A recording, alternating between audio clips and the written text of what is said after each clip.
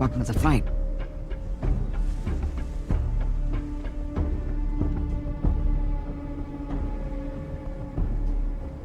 Now make your choice.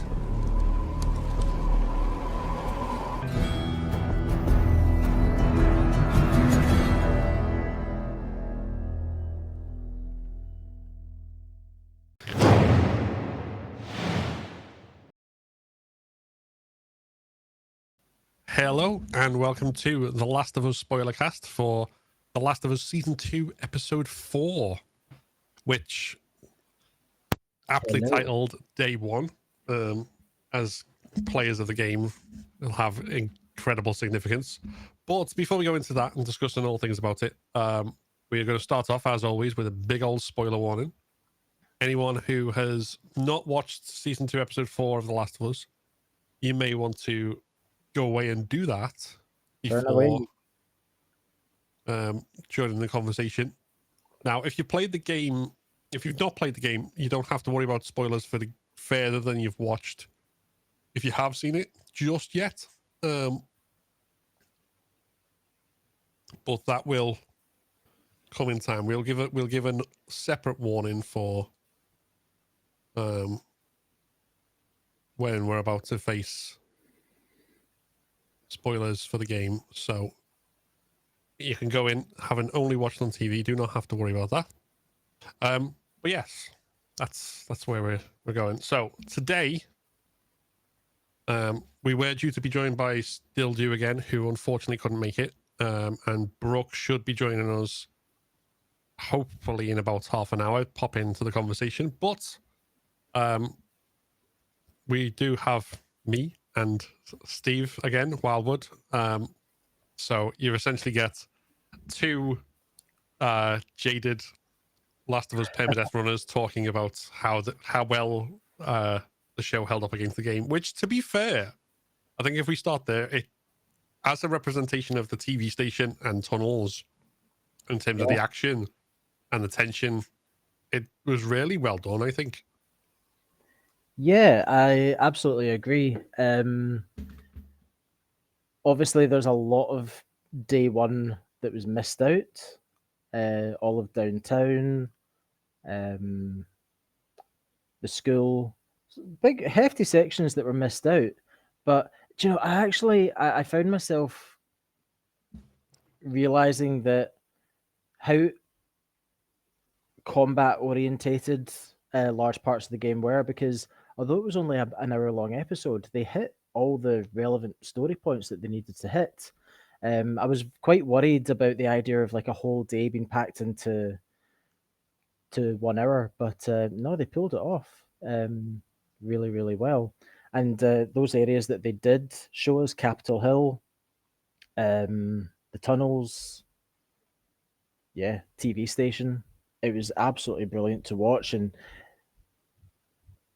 I could almost feel myself with the controller in my hand pushing forward to go into that TV station, going through that vent, and then suddenly you've got everything in front of you that Ellie and Dina found.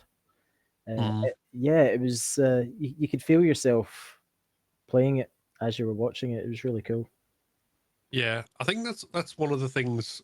I mean, we need to like kind of start off with kind of what we thought of the episode overall. But before we do, I want to kind of touch on, because one of the big criticisms that season 1 got from a lot of people who played the game was that it felt rushed.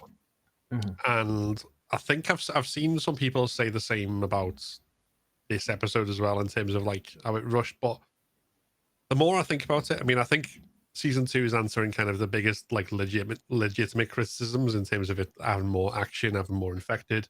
Yeah. But yeah, it feels rushed if you're used to kind of day one with the controller in hand taking, I don't know, like a couple of hours, maybe more, depending on how much you choose to explore in that kind of open world area and downtown and whatever else. But that most of that time is gameplay with a controller in your hand, and you're just kind of idly wandering point to point. You obviously can't do that in a TV show. So I think I can see why people would think it's rushed, but I also think that's not really a fair criticism for something which, to tell a good story, a TV show can't really meander in that way. It needs to kind of be paced and set out and go from point A, point B, point C. The Yeah, plot points. that said, though, we need to remember that many of those hours that we spend with the controller in hand, it isn't all combat, and there is a lot of exploration sections where they've put in dialogue between the characters. That does an awful lot of pulling in terms of world building and getting to know the characters. So they've got a hefty job to kind of do the same amount of world building and character building with a lot less time. Mm. And as I say, I think they've mostly pulled it off. I do have some criticisms, which I'm sure we'll get to later on. Some decisions that were made this episode, I don't feel were fantastic, but Yeah. Well, do you want to start with like kind of an overview of taking the episode as a whole from beginning to end, kind of your verdict on it? So top-notch episode. Probably my second favorite of the season after episode 2, and it was so much fun just seeing so many areas that I know so well from the game adapted for the show, and to see a lot of the gameplay elements, especially in the TV station, a lot of the gameplay elements kind of scattered throughout. I think that the episode was good 8 or 9 out of 10. Yeah, for me, like very, very similar. Like kind of, this is definitely, we needed. I mean, it was I think it was your phrase that calling last episode like a taking a breath, a breather from after Joel's death, and obviously giving time to grieve him and stuff. We definitely needed that, but I think after that, going back in and kind of picking up the pace again has definitely helped. Where make sure there's still momentum there and pick that momentum up. Yeah. I can't fault the like effects work and like the set design and the way everything looks. Like everything is just absolutely kind of fantastic on that front. And the performances, again, I've not really a bad word to say about anything. The thing, like in terms of how they delivered everything they needed to deliver, I think for the most part, it worked really well. There's one thing which I don't even think was the fault of this episode. I think it was kind of like where it's set up, where possibly the pacing or timing or exactly how it was done in terms of Ellie and Dina's relationship. Like we knew we were getting to where we were getting to. I'm glad we did.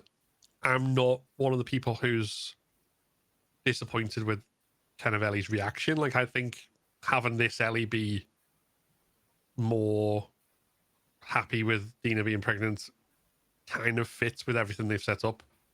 But I still think. So I'm on the opposite side of this because I didn't like how well she took it. Well, I mean, we'll come to that in a sec, but just kind of in terms of like the overall, I think like the general dynamic. I think the only thing that worked against it was, again, I think the slow burn of the relationship kind of made everything feel too sudden. Not in the sense of like I didn't believe it. I absolutely believed it, but it felt too sudden in that sense of like, I always come back to like the line in Speed where Keanu Reeves and Sandra Bullock are kissing, and then he's like, relationships developed in intense situations never really last. This sort of thing is like, they had something there and they kind of like dancing around it. I think the fact that it didn't exist until they're in this middle of this situation where all this mad shit's happened. Yeah. Well, depending on how they take later elements of the story, it might work in their favor, but I think it makes the foundation of it feel a little less solid than it might do otherwise. I think, again, I absolutely believe their chemistry and they've got chemistry. It's just kind of the steps they've taken to get there kind of make me a little bit like,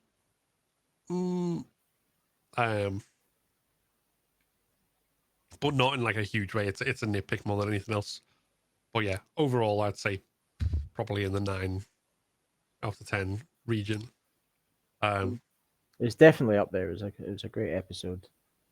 Yeah, but since you disagree with me, let's go right into Ellie and Dina and the revelation Dina's pregnant. And for those who don't know, in the game, Ellie reacts differently because they essentially have a fight, and Dina says the line, "I didn't want to be a burden," as to why she didn't say before that, and Ellie snaps, "Well, you're a burden now, aren't you?" That kind of leaves an awkward silence between them, and Ellie goes off. And obviously that doesn't happen in the show. And yeah, so I really feel like by this point we really need to start seeing more of the darkness in Ellie. We need to start seeing how badly she's been impacted by Joel, because we've seen her grieving on the last episode, and she's obviously in a very hurt place. But the fact of her going to Seattle in the first place, in the game, it is something that is almost inconceivable. Like, Maria lets her go because she knows that Ellie would do it anyway, but she doesn't think that it's a good idea. Whereas there are plenty of people in the show version that feel like it's a good idea. So the fact of going to Seattle in the first place has lost a little bit of its bite. So we really need to start feeling like Ellie is she's doing things that are not in her or other people's best interest. And I feel like in the game, Dina's pregnancy and the way she reacts to it is the start of that. It's the first time where we really see her being like, no, fuck you, I'm doing this. And reacting to it so well and being accepting of it and be, oh, I'm going to be a dad, which was a great line. For the show version, it was a lovely moment. But I'm just like, right, when are we going to start getting stabby murder Ellie? You know? Yeah. See, I mean, I see exactly where you're coming from, and I think I agree, but it comes back to this point that I said, like, the problem with it isn't even this episode's fault and that scene's fault. It's more the fact that they've taken this long to establish Ellie and Dina as a thing. Mm-hmm. Like, you know, going beyond the friends who flirt and stuff like that, becoming a relationship has only just happened. So in the context of that, they needed to, like, they couldn't immediately have a fight, and, like, you know, they needed to, like, consummate and whatever else. Yeah. But because they can't give it, they can't, like, she can't, like, start losing it if she's got nothing to lose in the first place. So that's kind of why I think it makes sense there. But I think this does speak to, like, they established that relationship too slow in that sense. So especially because day 2 and day 3 are almost upon us, presumably for, like, I don't know what the episodes are called, but episode 5 and 6 and 7, we're presumably going to see more of that. So I think Bella's doing a great job of portraying it. I think there's been some parts of even that episode where, like, there's been these moments where Dina said something offhand and then immediately had to reassure Ellie that she's not, like, straying from the path of, like, seeking revenge, because Bella's given a look. Yeah. Like, there's been something and you just see her face change, like, in an instant like that. So, like, it's kind of there under the surface, but yeah, I do agree that it's not, we're not seeing the obsession start to take over in the same way. But again, I don't think it's, I think we're kind of agreeing. I'm just kind of saying that the problem isn't with this episode, it's with how long we took to get to that point. Yeah, and I think if we had more episodes, then I don't think there would be a problem. It's the fact, because I'm looking at it in terms of, like, there's only 3 episodes left. So I feel like if we had another, let's say, 10 episodes, that's an awful long time for the obsession to build up and take root and really start testing their relationship. But with only 3 episodes to go, Ellie needs to get to fit with my interpretation of Ellie. And let's remember that my interpretation of Ellie might not be right. Like, you have to defer to the guy who wrote it, Druckmann, and he's obviously okayed this version of Ellie. So, but my interpretation of Ellie, I just feel like she needs to get to a much different place than she's in right now in a very short space of time and a very short number of episodes. And I don't know. I trust them to do it. It'll be interesting to see how they do it, if they do it. But certainly, I just felt that when Ellie took Dina's pregnancy so well, I was like, but this is the point where Ellie's supposed to be start showing a little bit of selfishness and Yeah. I mean, I guess they kind of justified it more because Dina is, or she's had morning sickness, but she's not been so violently ill that she can't move from where she is. Yeah. So she's like declared her intention to go along with Ellie. So she's going to presumably be alongside her next episode as well. Yeah. Which I guess, again, possibly necessary to fit in with the way they've done it. So she's not, so that the pregnancy at the moment at least isn't an obstacle to Ellie's goals. Yeah. Maybe it will become one, and then that's when she'll start being selfish about it. Mm. Can we talk though about the other half of that scene? Because first of all, the way in which Dina found out that Ellie's immune, I loved it. In the first episode of this podcast, for episode 1, I remember talking to you guys about, Ellie's got a superpower. She has the ability to not get infected, which in this world is a superpower. And in this episode, we saw her use it. And oh my God, like she saved Dina's life and Dina's reaction to that. So this is something that I love. The Last of Us Part 2. It's my favorite game of all time, but this plot point bugged the shit out of me. Ellie has just told, or Dina has just found out that Ellie's immune. It's like this is a paradigm shift in this world. This is something that shouldn't be possible, and you've just found out that the person that you're in love with is immune. I don't feel like it's lovely being pregnant, but it's not a paradigm shift. It's not like it doesn't hold anything against I'm immune. And so for those of you who don't know, for those of you who don't play the game, Dina finds out Ellie's immune and follows up with I'm pregnant. And then they never mention the immunity thing ever again. And it's kind of swept under the rug, and you're like, surely you have some things to say about that. But she doesn't.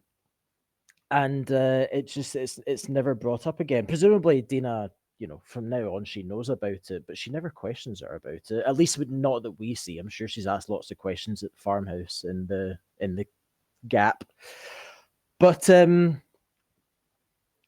way they portrayed that whole conversation in the show, I just thought was brilliant. First of all, having Ellie save Dina, use her superpower to save Dina, and then Dina and Isabella Merced. Like, I have never come across Isabella Merced before this. She's very quickly becoming one of my favorite actresses. She is amazing. The way she portrayed the love, the fear, every range of emotion that Dina's feeling in that point was just so good. And she really sold that feeling of I need to kill you, but I really, really don't want to, but I know I have to. And then Bella also knocked it out of the park, convincing her not to kill her. And I thought Bella's like, and did you notice that Ellie in that moment, she goes back to what Joel and Tess did. when Joel and I Tess hadn't found out. thought about it, but now that you've said that, yeah, because they just basically like watched her all night, and Mm-hmm. if I see so much as a twitch and that whole, yeah, She I refers haven't back even. to what Joel and Tess did and said, "Right, I'm going to sit here, and you're going to point that gun, and you'll stay away from me, and that's fair enough. But if I turn, shoot me. But I promise I won't." I just like you could see the desperation in her face. Like, please don't kill me. I'm fine. Um, And then when she kind of woke up and said, "That was a yawn." yeah, it's water's dripping. Fuck.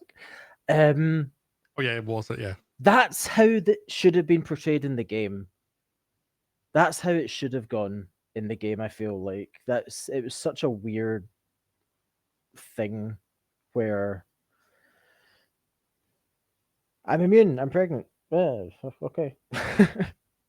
This was perfect. This is what I imagine it should have been like.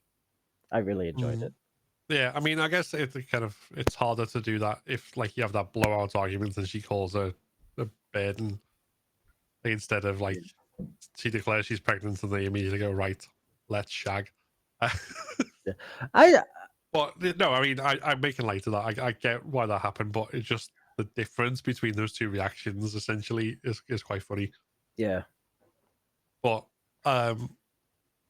just kind of coming back, like I mean, I agree. Like Isabella and Bella's performances in that part, like, were really good. I also like the line that Ellie said, like, I would die for you, but that's not what happened. What's happening here?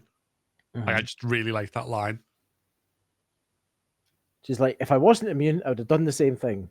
But I am immune, so that's not actually what was happening. Yeah, Yeah. I do have to say though, like, I think early on for season one, when she got bit a second time, like the joke about like, is she just gonna get bit every time she needs to prove her immunity and become like basically a mass of like teeth marks all over her? And she's now like, as someone who has, like, I don't take very good care of them. I haven't got any new ones for like 18, 19 years, but as someone who has a tattoo, the idea of like a bite mark going over my tattoo, Yeah. like which was there, like, she's got it like because it goes over the tattoo, what she put there to cover up the other bite mark. So it's like When ruined the tattoo, man. It's just it could have been an interesting change for the show if they had put the moth over that part of her arm, but then she gets a bite there, so they like make the leaves, and then maybe another bite there at some point, so they continue the leaves. So like the tattoo is ever evolving throughout the course of the show as she takes on more bites. just eventually it's just like covered head to toe, like in solid color. um, but yeah, I mean, I like, again, especially because they haven't introduced spores yet, which based on the teaser trailer for season 5, once we get into like future spoilers territory, I really want to talk about some of that. Or Yeah, having not introduced it, I think that was probably the best way they could have done it. Like having it say, as you say, save Dina's life in that turnstile. yeah, That was a really good kind of way to do it. You felt the tension the entire time, like, as well. mm-hmm. Even knowing, like, you're watching it and you're like, okay, they're gonna survive, blah blah blah, because we've played the games and all that sort of stuff. It still felt like when everything's going on and like they're in everything, like from the point where the WLF were hunting them down inside the TV station and like they're trying to sneak through and it's just like really tense moments, right up to the infected horde scrambling. So every like bit of that genuinely like felt like properly tense and really well done. It felt like it had stakes, which is, it's always Yeah. a thing you can say about like those situations, because it's easy to watch something and like, The Walking Dead introduces its 7,000th horde and there's no stakes because that the only people in it are people who've got to survive. And it's just kind of like, I really liked. I don't know if you've listened to the official podcast with Craig Mazin and Neil Druckmann and Troy Baker. I haven't yet. I need to. So It's some they point. they mentioned about in this week's episode about how stealth translates really well to television, Whereas if you go all guns blazing, it kind of loses its bite very quickly because you know how it's going to turn out. And like we've all seen gunfights a million times on all kinds of media. So stealth is different because you can really up the tension with that. So having them sneak around the boxes and staying out of line of sight, that was a lot of fun to watch. And yeah, as you say, it really upped the tension of the episode. Yeah, and I don't know, there was a point then. What was it? Yeah, the fact like when the stealth goes wrong as well, like as soon as they have to, like, that's not just kind of a, oh, we're in a firefight now. That's like a, oh shit, we're gonna die unless we get the hell out of here, like, situation. And Yeah, running away. It's not like, right now we do the John Wick thing and start going all the guns blazing. yeah. It's deadly, like that sort of loss of like the elements of surprise.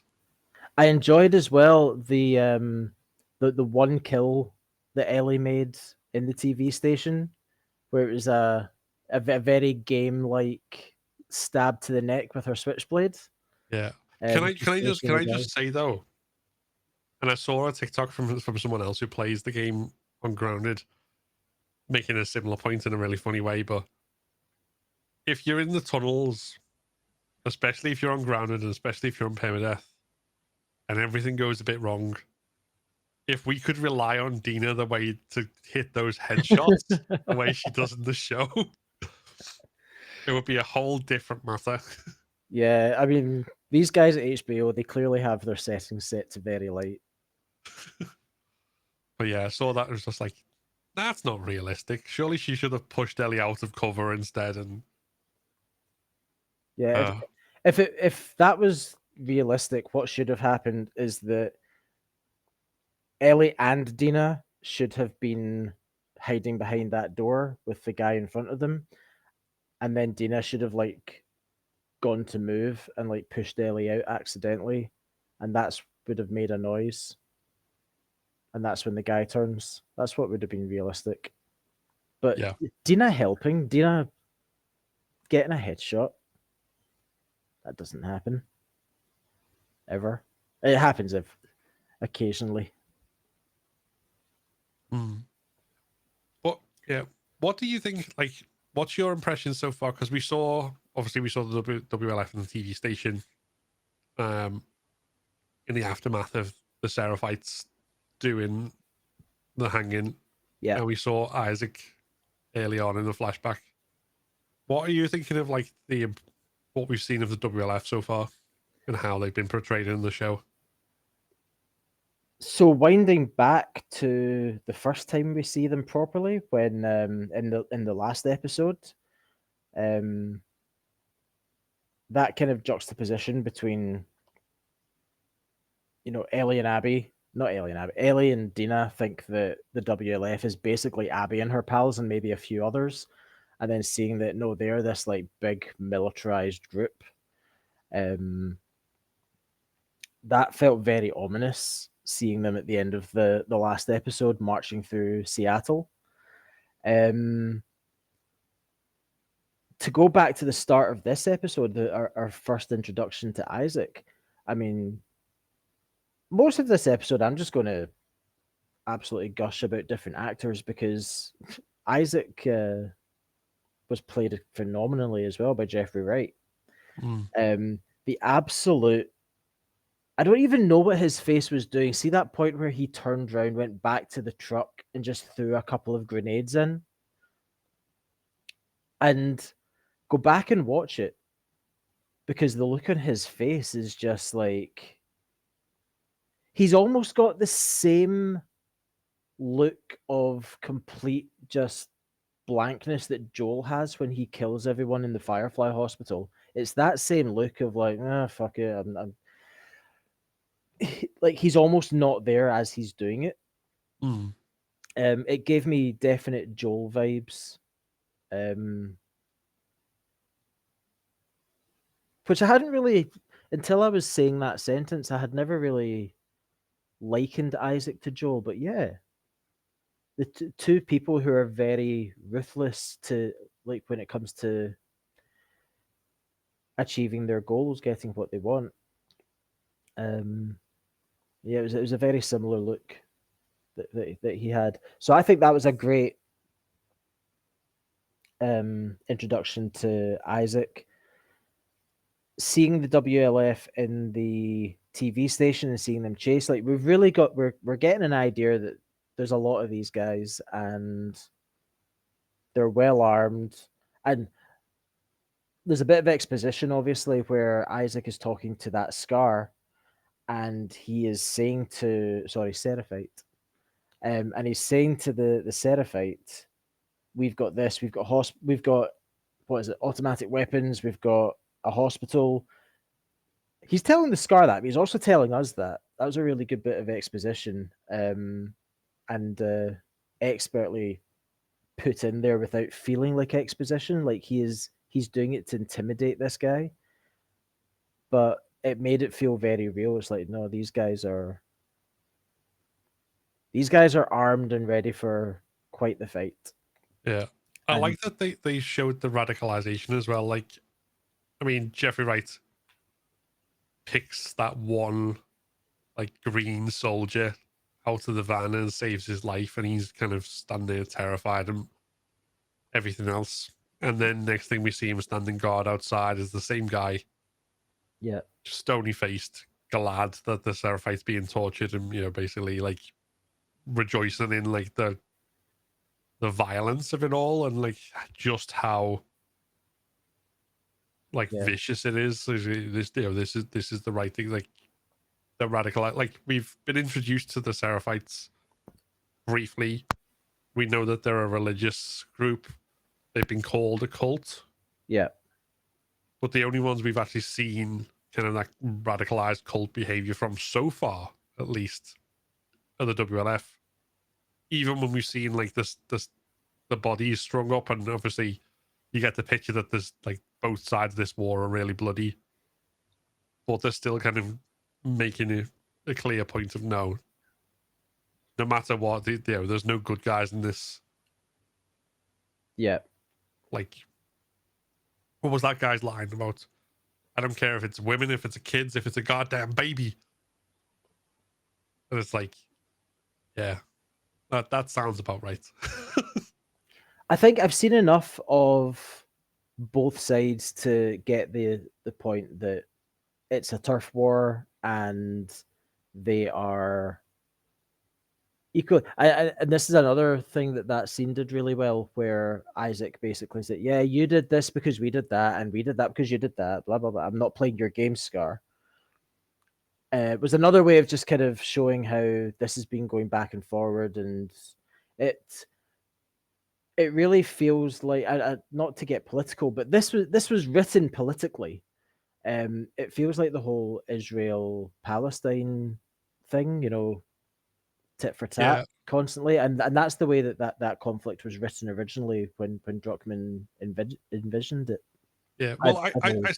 I said this last week. I touched on this like kind of briefly last week, saying one of the reasons I was glad that the first glimpse of the Seraphites we got was humanizing them, Yeah, was because we didn't really see that in the game. And as you say, like, Neil Druckmann wrote it, he's kind of based it off his experience as an Israeli.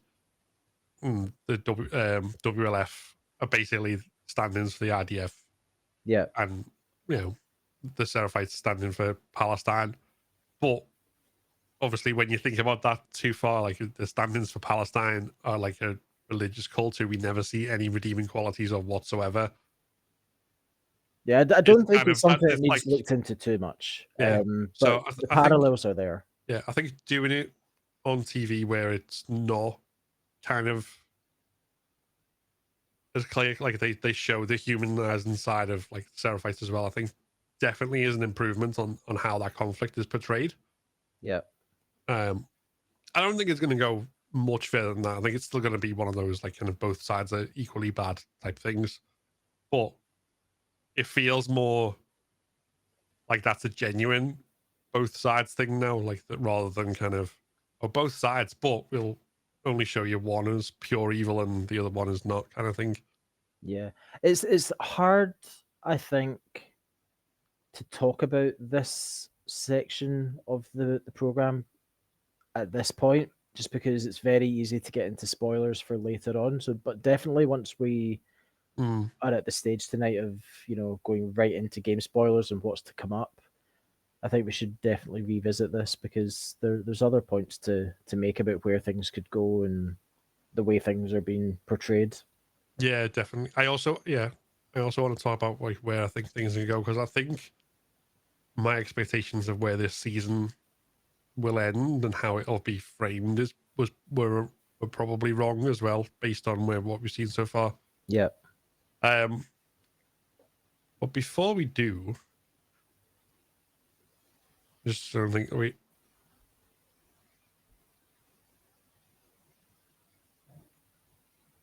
What else we've got? Because we've seen, so we see Isaac early on. We see the torture seed, and I suppose a unique use for French pans. I'm definitely. I want a set of those pans now. for cooking, right? Just for Oh cooking. yeah, yes, yeah.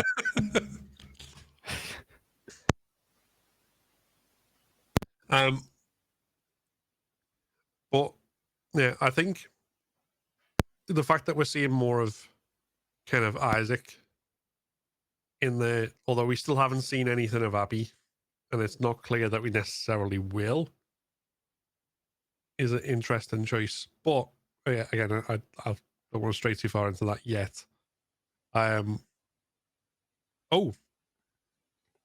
that's another important thing. Shimmer is still alive. Shimmer's alive, yeah. He's been abandoned, roamed free forever, presumably. Never going to be kind of, because he's been left in downtown. That could be part of one day, because I don't think it's too much of a spoiler to say that one day people will leave Seattle. That's we're not going to stay in Seattle forever. Maybe one day Shimmer will turn up very conveniently, and here off we go. Yeah, we left the horse in the music shop, and it stayed there. It's fine.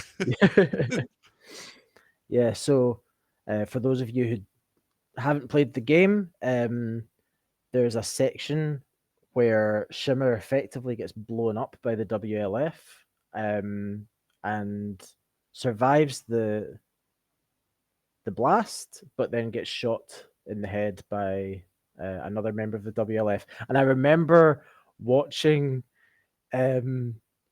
episode, what was it, episode 6 or something of season 1, and they introduced us to baby Shimmer, and I was like, oh, Shimmer's like a wee foal at the moment. It's just, oh, he's so cute. And knowing what was coming, and it didn't come. Yeah. And I'm so happy about that. I mean, I'd be quite happy just presuming for the rest of the show that Shimmer's in Seattle living his best life. Yeah, I think it'd be very weird if he kind of came up again, except for, as you say, maybe them leaving at some point. But I think that's probably his life has been saved probably by the fact that, given what we know of the WLF now, if what has happened in the game had happened, where Ellie and Dina had been captured and then escaped in the school and fought their way out, that probably seems a lot more unrealistic in this version. I mean, it's a fucking hard section to get through anyway. Like, it's like kind of your first difficulty spike in the game, but the idea of Ellie cutting her way out, saving Dina's life, and then coming through. I mean, the main purpose of that was to kill a character who doesn't exist in the show as well, Jordan. Yeah, and it was interesting because obviously in day one of the game, we've got 8 people in the Salt Lake crew in the game. We've got all the ones that we know from the show, but we've also got Nick, Leia, and Jordan. And all 3 of them die in the first day Leia gets killed. She's one of the people in. Well, she's not one of the people hanging in the TV station, but she is dead from the Seraphites in the TV station. So that's not even Ellie that does that one. Nick has been tortured to death. And we find him, so Ellie doesn't kill him either. And Jordan is the one person that Ellie kills in day one. And because there's no Jordan, there's no need to kill Jordan. And so there's no need to do the school section. And I actually really enjoyed just kind of getting straight into Capitol Hill and seeing stuff going on in Capitol Hill. Instead of all that downtown area. I didn't need to see downtown. I was quite happy just going straight in and seeing Capitol Hill and everything going on Plus, there. we got downtown essentially because we got like kind of a bit of exploration. They saw the tank that had been burned out. Yeah. And then they did the Take On Me scene. Yeah. Well, let's talk about the Take On Me scene in a minute. I want to talk about something that I found really sad in Capitol Hill. Yes, you did mention this before we started, but yeah. I didn't pick up on this the first time that I watched the episode last night, but I watched it again this morning with a view of doing this podcast with you tonight. And I realized something. In episode 1, Seth calls Ellie a dyke.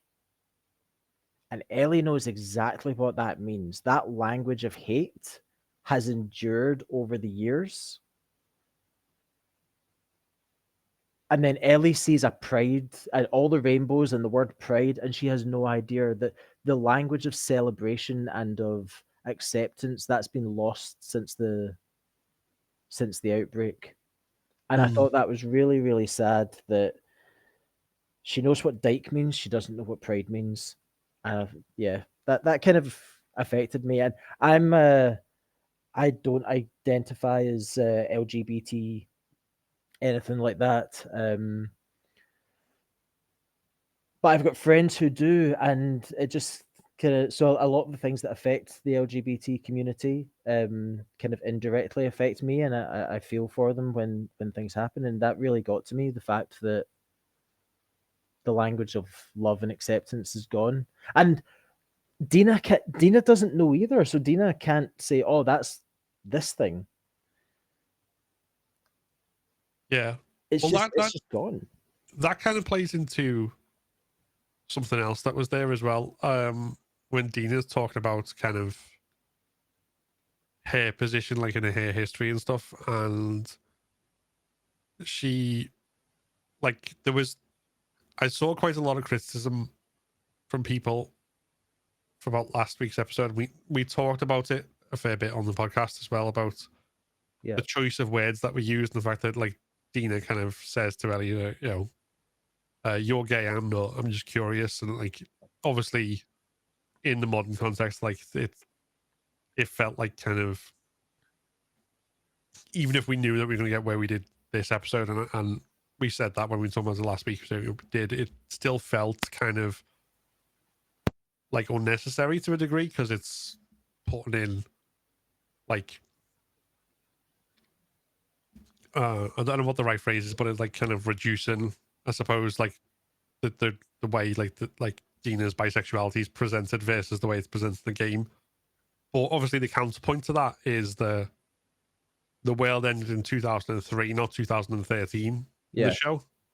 So there was a difference. And then obviously we get more of that this week when Dina says, you know, I told my mum I like boys and I like girls, and she said, no, you like boys. Yeah, I don't think she's ever heard the word bi before. I don't think she knows what bisexual is. Yeah, I did get this based on the context we've got so far. Like, they don't have those labels other than, like, you know, gay, or obviously the most like Slayer labels. So, like, there's nothing to, like, describe that. And as you say, they don't even know what pride is. So yeah, which I think is not only really good in terms of world building and speaking to like the world that they lost and where they are now and everything that they kind of lost along the way. But I think it's also probably quite important in the current context in the real world that we live in, because obviously this episode has been like the other episodes as well, but for different reasons now, has been review bombed. Oh, it has. There's a lot of, Fucking and there's a lot of people kind of who are going in. I've even seen people. Someone pointed out in my chat when I was on stream that there was someone who was complaining about this, claiming to be a Last of Us game fan, and complaining that the episode ruined things because it made Ellie and Dina gay. Now, that's wow. I mean, that's, I think, if that person isn't very, very stupid, then they're at least disingenuous as hell. But I think that's part of a lot of this stuff that goes on anyway, because they kind of like go, everything that went before, up to a certain point is fine. It's always the new thing that's like now taking it far too far and shoving it down our throats and all this usual language and stuff. Yeah, yeah. So even people obviously made all these exact same attacks on the game when it came out. Yeah. And now sort of some cases I've seen it like, the game was fine. It was, it didn't shove it down your throat, but the TV show does. Like, obviously there's people who stuck to the guns and hate both. They have sex in the first hour of the game. Well, yeah, exactly. But this is Jesus. This is all like mental gymnastics that people are doing, though, isn't it? It's not like they don't genuinely believe that this amount of gay on it thing is fine. This amount is shoving it down our throats. What they actually believe is, I don't want these goddamn gays on my screen. I want all of it to be gone. But because despite everything else, we do live in a society where most people are still not that much of a fucking arsehole that they can like get away with saying that out loud, except maybe on Twitter. They have to kind of couch it in this little, it's shoving down our throats or it's gone too far. So I think, yeah, seeing that in the show and them going, well, like Dina speaking about her experience of it and them knowing the hateful stuff but not knowing the stuff, it kind of resonates in that way as well. Yeah. No, you just like boys. Yeah, that kind of. Yeah, I completely agree with everything you just said. I don't know if I've got anything additional to add to it. Yeah, I agree. But yeah, because you brought up the pride stuff and like what it meant in the show, I just kind of thought of that and wanted to mention it a little, because it is like there was a point where on Monday morning I'd watched the episode of Last of Us first thing, so then I could safely go on social media without getting spoiled and all this sorts of stuff. Yeah, that's the gauntlet I run every Monday before my friends get here. Yeah, but I'm also like thinking like, but why do I go on social media? It's a cesspit of like people with terrible opinions, like yelling them at you, like particularly about this fucking show. Like there's nothing in the world that brings up terrible opinions like The Last of Us. Yeah, I find as well that the almost all the subreddits have just descended. Even the ones that were previously okay, all the subreddits have like descended into constant Bella bashing, and that actually comes out off the tongue quite well. That's what I'm going to call it, Bella bashing. Constant Bella bashing, or moaning. This is what I don't get. Moaning about stuff that's not in the show, but people were previously moaning about it being in the game. Like Abby's arms, Abby being a massive tank of a woman in the game. People were moaning about that. And now that she's not a massive tank of a person in the show, people are moaning about the fact that. Yeah, I mean, that specific one I do think is like different groups of people, obviously, because I talked about this in a video where like obviously there's nuances to it, but yeah, again, nuance is another thing that you can't really do on social media or the internet. Yeah. but talking about like kind of what it meant, and I wasn't even from the point of view of like, I don't think Caitlin Dever should be playing that, because I think she's done a fantastic job, and I've said as much. It was more like, I think I was kind of Craig and Neil, when they were talking about it, kind of dismissed Abby's physique in the game as purely gameplay contrivance, and I was like, no, actually, there is character behind it. It's meaningful to a character development and stuff. It's a physical The representation of her obsession with killing Joel. Yeah, well, exactly that. But the comment section in that video, The thing is, if that because people are 'cause are still mad that she was jacked. yeah, I don't think that her. I mean, we're going off topic here. We're not even talking about the episode now. I don't think her muscles are hugely important because, as I say, they are a physical representation of her obsession with killing Joel. And because we are in the game, we've got a fixed point of view. We don't get many chances to see her develop that obsession and develop those muscles.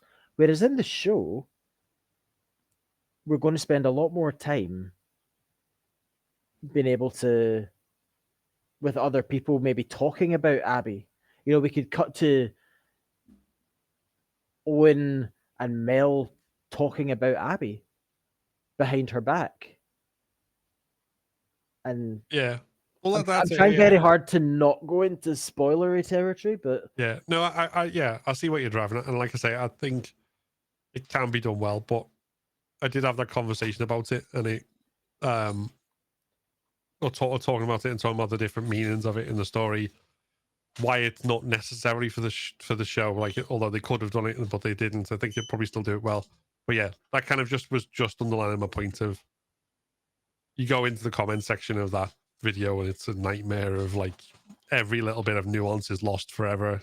yeah, It's just people yelling at each other into the void of the internet, which sums up.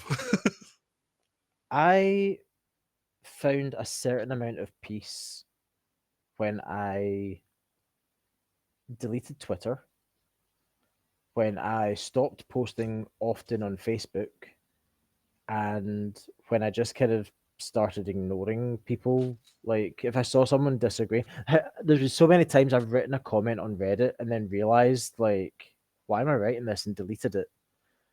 And yeah, there's a certain amount of peace to be found with just like not engaging with people that don't have your best interests at heart. Understanding that there is a certain corner of the internet where people are there to annoy you, like that is what they're getting off on, and not giving them that is a powerful place to get to in your head. Yeah, sage advice.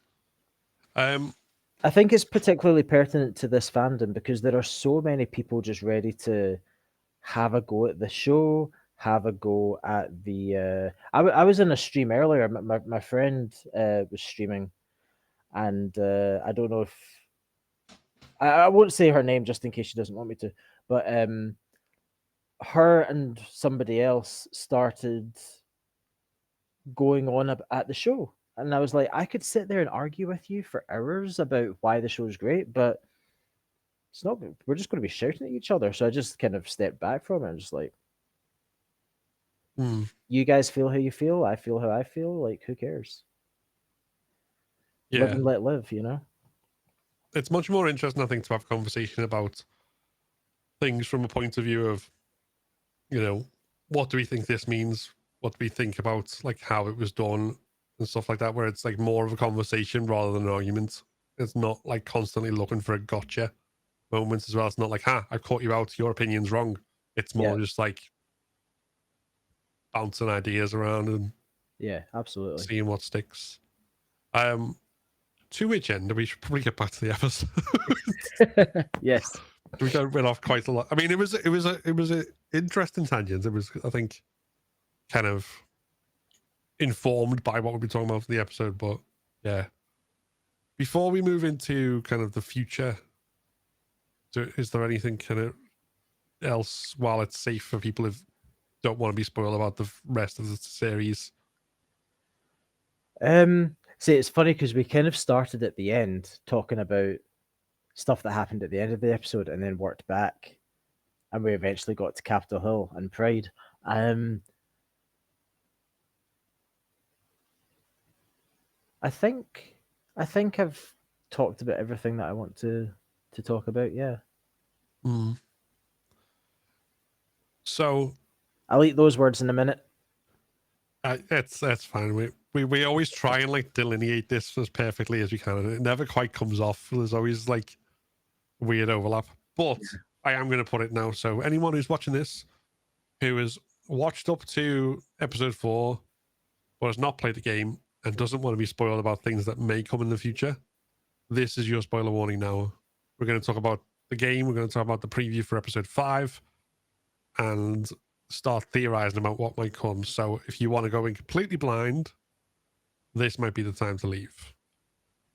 Otherwise, do come along with us on the journey. So, where the fuck are the Shamblers? we're not seeing Shamblers this season. Like I'm worried about it because I don't want it to be that the stalkers are like the new infected type for this season, and then next season they're going to introduce Shamblers potentially. But then you start thinking, well, if we're following we're following people during the same time period in the same general location, why are there Shamblers all over the place for her and not for her?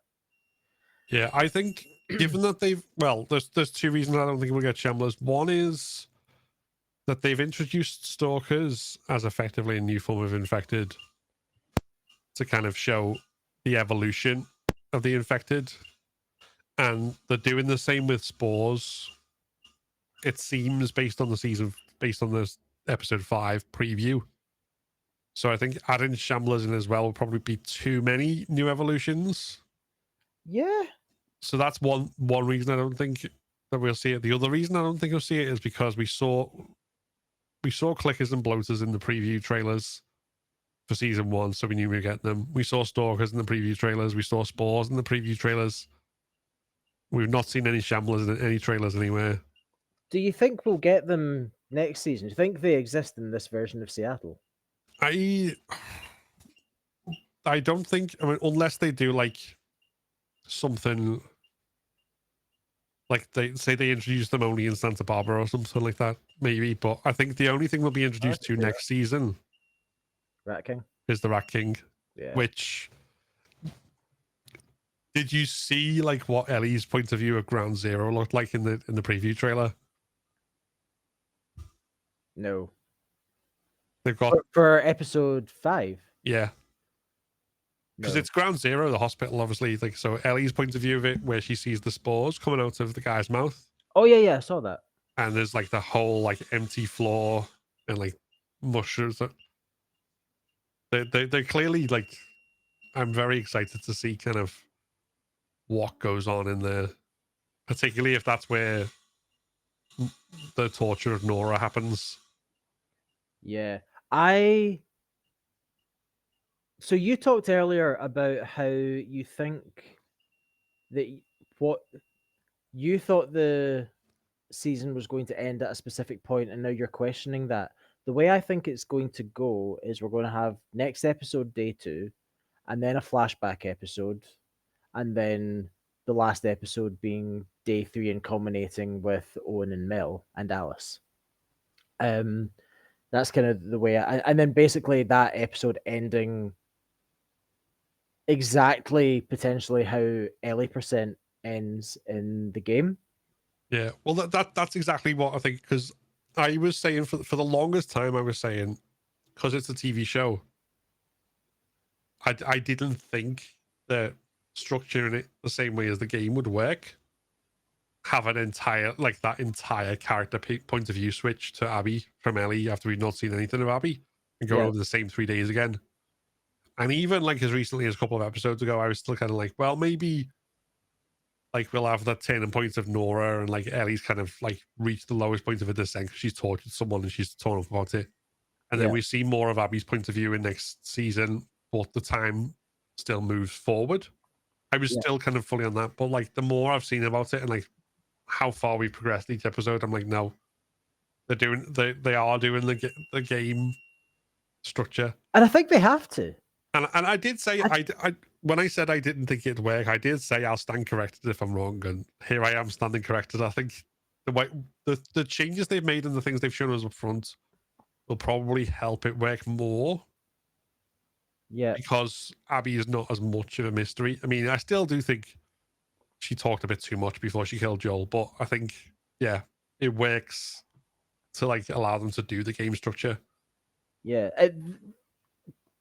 So the reason that I brought that up in relation to what we were just talking about is because you're talking about the hospital, and the journey to the hospital is and being in the hospital, that's probably the closest that Ellie and Abby come to each other before the theater.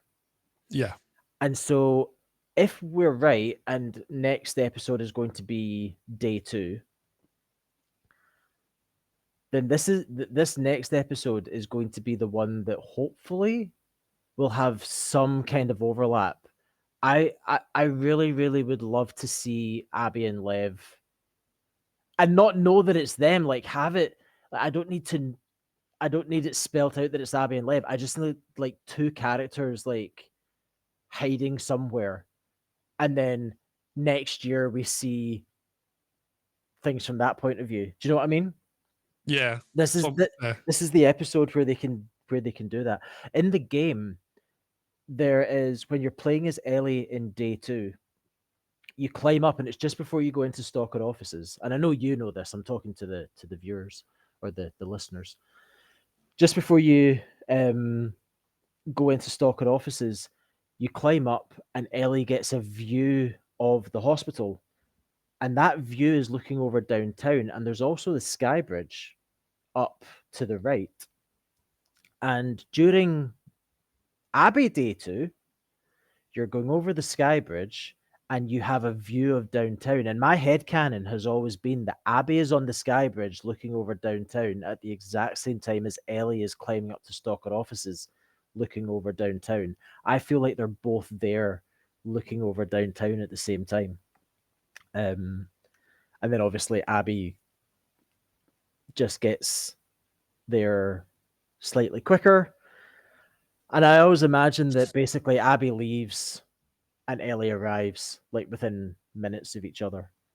Yeah. There's a conversation when you're in the hospital, if you like kind of listen, like 2 of them is like, it says, we think she took one of the boats. They're talking like basically just after she's defeated the Rat King and gone, essentially. Yeah. So it is extremely kind of close timeline that kind of all happens. Yeah, so can you imagine if in the show, because they don't do this in the game, which I think is a real detriment. Can you imagine you were just after Weston's? Hello. Hey, Brooke. Hey, Hey. Sorry, I'm late.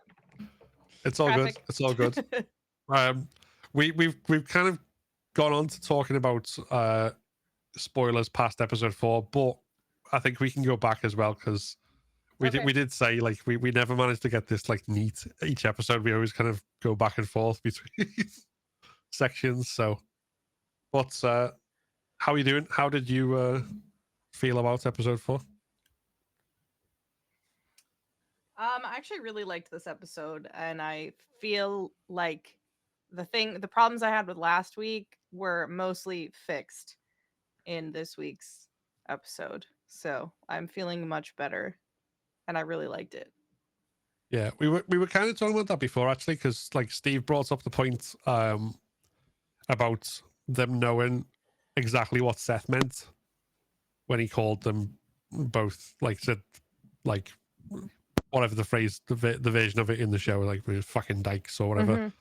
But not having a clue what pride is and what the rainbows are for. I was thinking about that today too. Actually, I was like, huh. So the language of hate has persisted.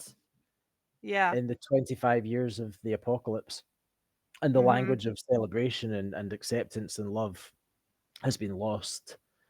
They know what dyke means. They don't know what pride means. I was I found that really sad.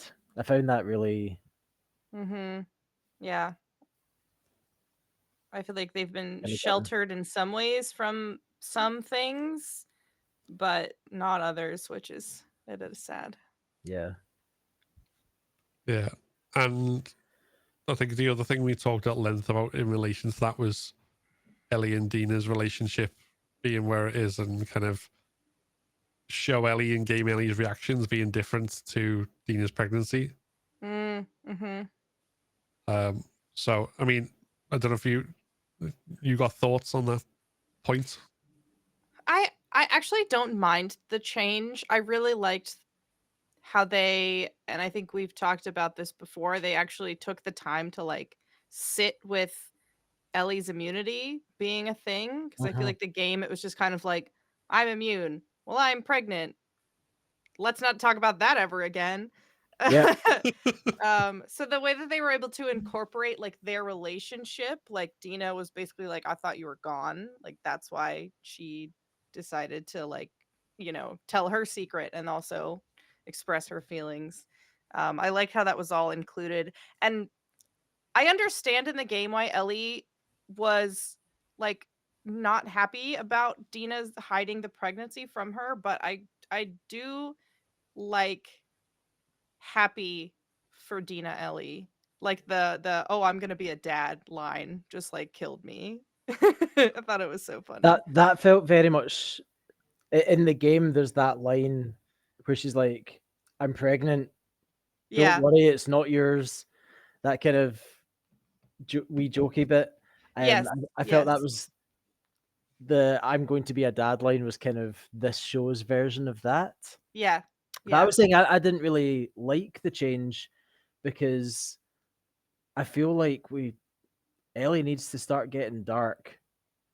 I And agree. I think what I thought the Dina Ellie relationship was going to be more of a slow burn. I think seeing Ellie's like descent to madness, for lack of a better description, feels like that might be a little bit of a slower burn. Although from like the previews of next week, I'm like, are we getting to the hospital and Nora stuff? Because that's kind of really where the turning point is. I'm just kind of imagining that they're gonna have to have more for Ellie to do in season 3. I think And so I don't know if they're slowing it down so they can get there.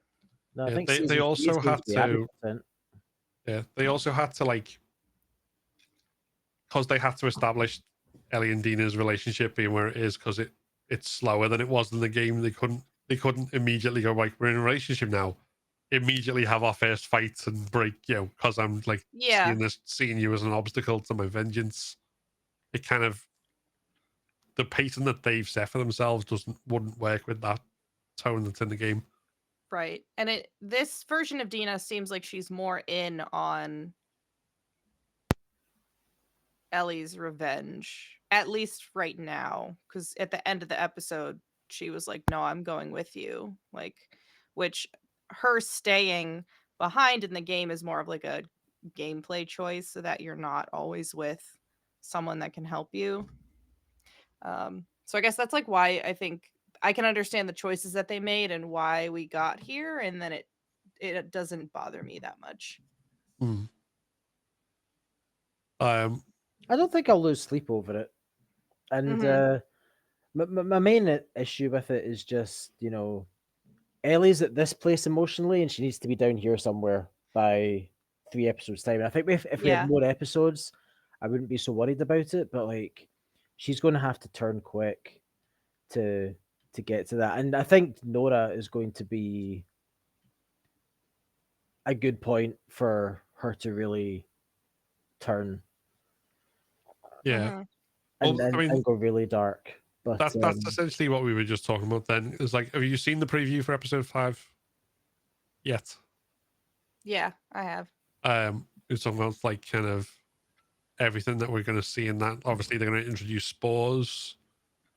It looks like, and like the way they've set out like the basements of the hospital and like Hmm. how suitably creepy everything looks is. I mean, it's interesting can't that wait. it looks like Isaac's going to be there while this is happening as well.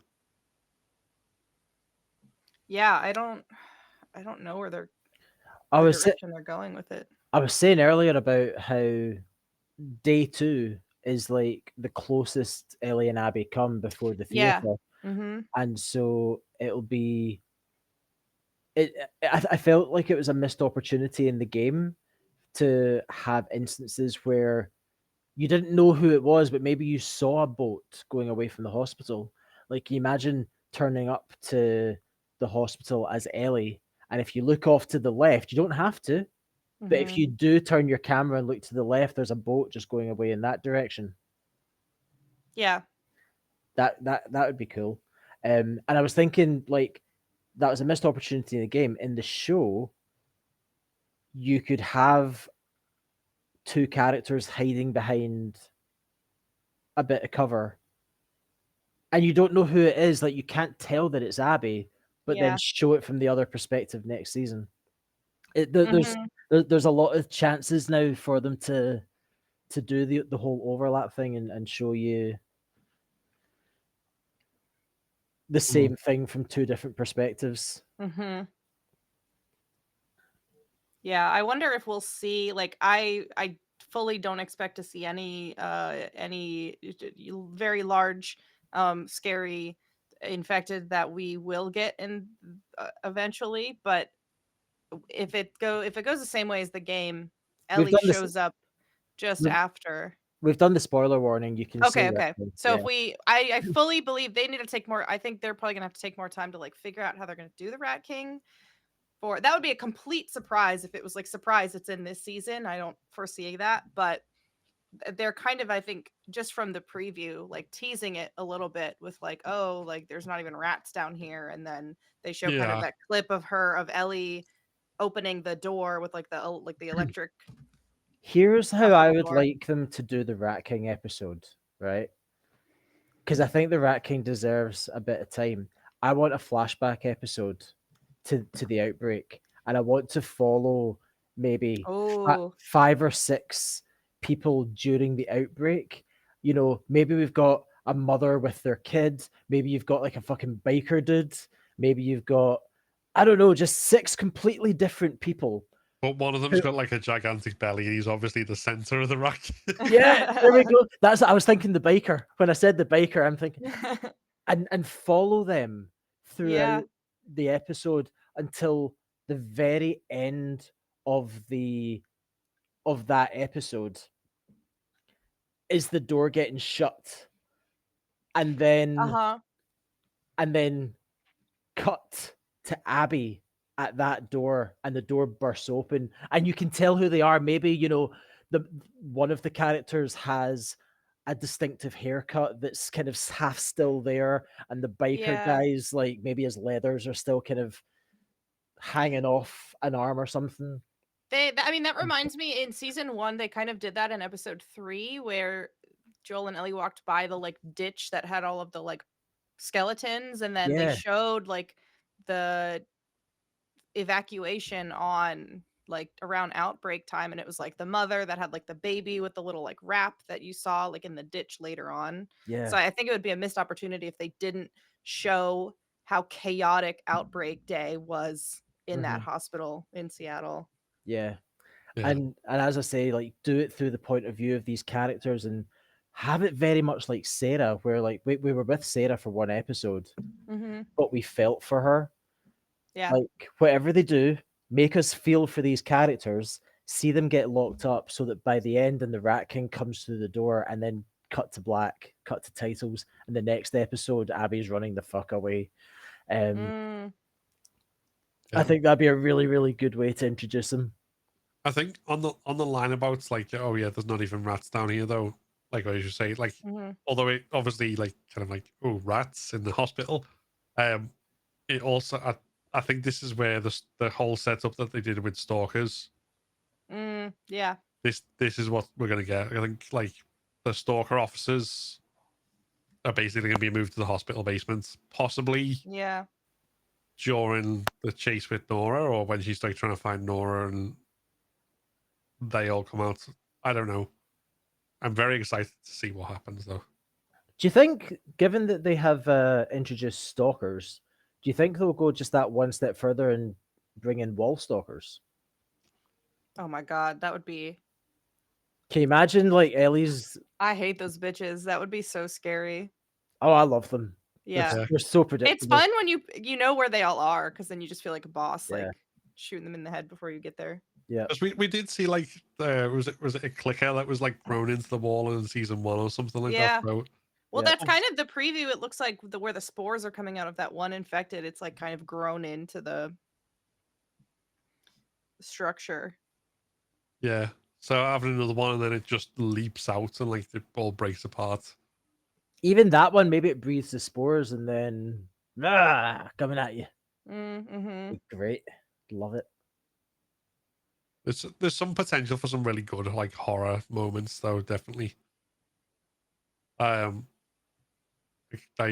And just they kind of should lean into that, I think.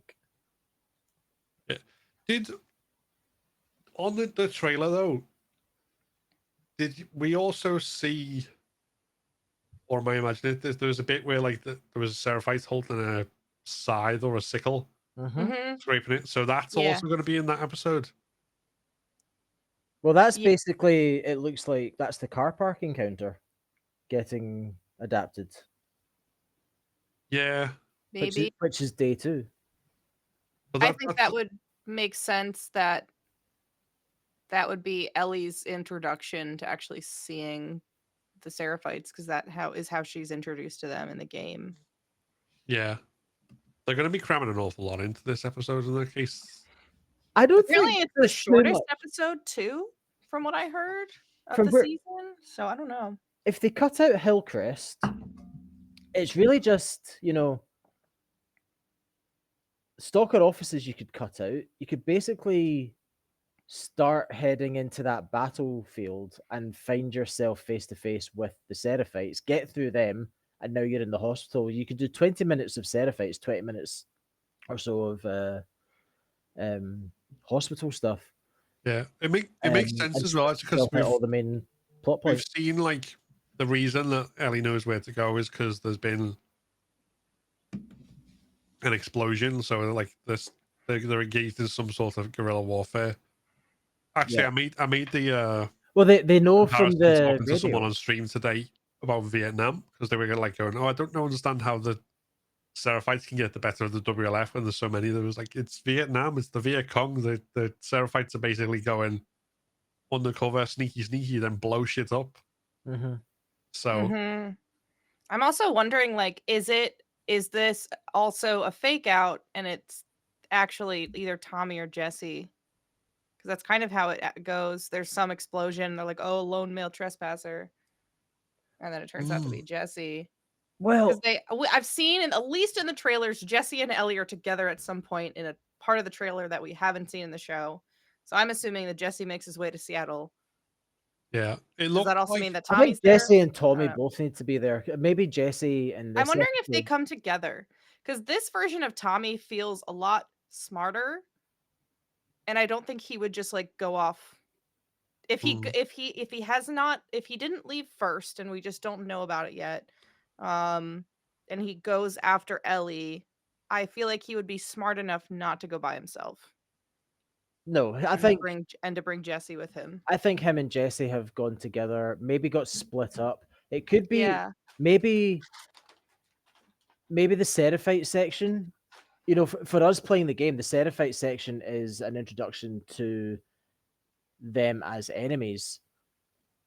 Maybe in the show they could have Jesse being chased instead of him being chased by the WLF, have him getting chased by Seraphites, and maybe that has split him and Tommy up. Mm-hmm. yeah, And then I you can could see have that. it. You could have it where, you know, they find Jesse, and Dina takes him back to the theater, leaving Ellie Uh-huh. to go to the hospital on her own. actually, yeah, that's because they have to get Ellie alone one way or the other. Uh-huh. I don't think they have to because Jesse they was could like use- hurt in day 2 after she found him, and that's why he like arrested up and Ellie went back out to the hospital by herself. So Yeah. maybe he gets caught by the Seraphites. They have to save him. Yeah, And this is where Ellie starts to spiral, because like the smart thing to do would for them all to go back to the theater, and Ellie's like, "No, we're so close. I'll just go." kind of Yeah, deal. actually, yeah, because that was I was saying earlier how that was my main issue with the fact that Ellie took the pregnancy so well, because like I need to see her getting obsessed. So yeah, that could Hmm. be where we start seeing her getting really obsessed when she decides to go on her own. And in the hospital, we'll then see that further when she goes ham with a pipe. Hmm. Yeah, I'm wondering if this episode will end on a cliffhanger of her coming up on Nora, and then it'll pick back up in the finale. Just timing wise, that's a lot to happen in one episode, and if episode 6 is a flashback sequence, Yeah. I don't Yeah. know. Episode 6 is almost certainly birthday gift. Yeah, well now Possibly we, like we know it's not mixed with episode finding strings. 5. Do you think Yeah. it'll be all birthday gift? I I think think we'll see the I like a compilation because we haven't seen the Eugene stuff yet. I feel like it will be that whole episode. I think will be Joel and Ellie's relationship deteriorating, and it will start with Yeah. birthday gift, but it'll Hmm. end back in Salt Lake. yeah, the with the revelation of her discovering what Joel did. Yeah, Hmm. Yeah, that's kind of how I see it playing out. Yeah. it's exciting. The It's funny because I'm really excited. Like playing permadeath, I hate birthday gift. I like it's 10-15 minutes that's like of walking simulator. I hate that section, but I cannot wait for that episode. I can't wait to, because I remember playing it for the first time. Like I remember being really um it really caught me emotionally um with with the spacecraft and with like all the stuff going on with the dinosaurs, and it was just such a beautiful scene. Playing permadeath has jaded me towards it, but it'd be nice to kind of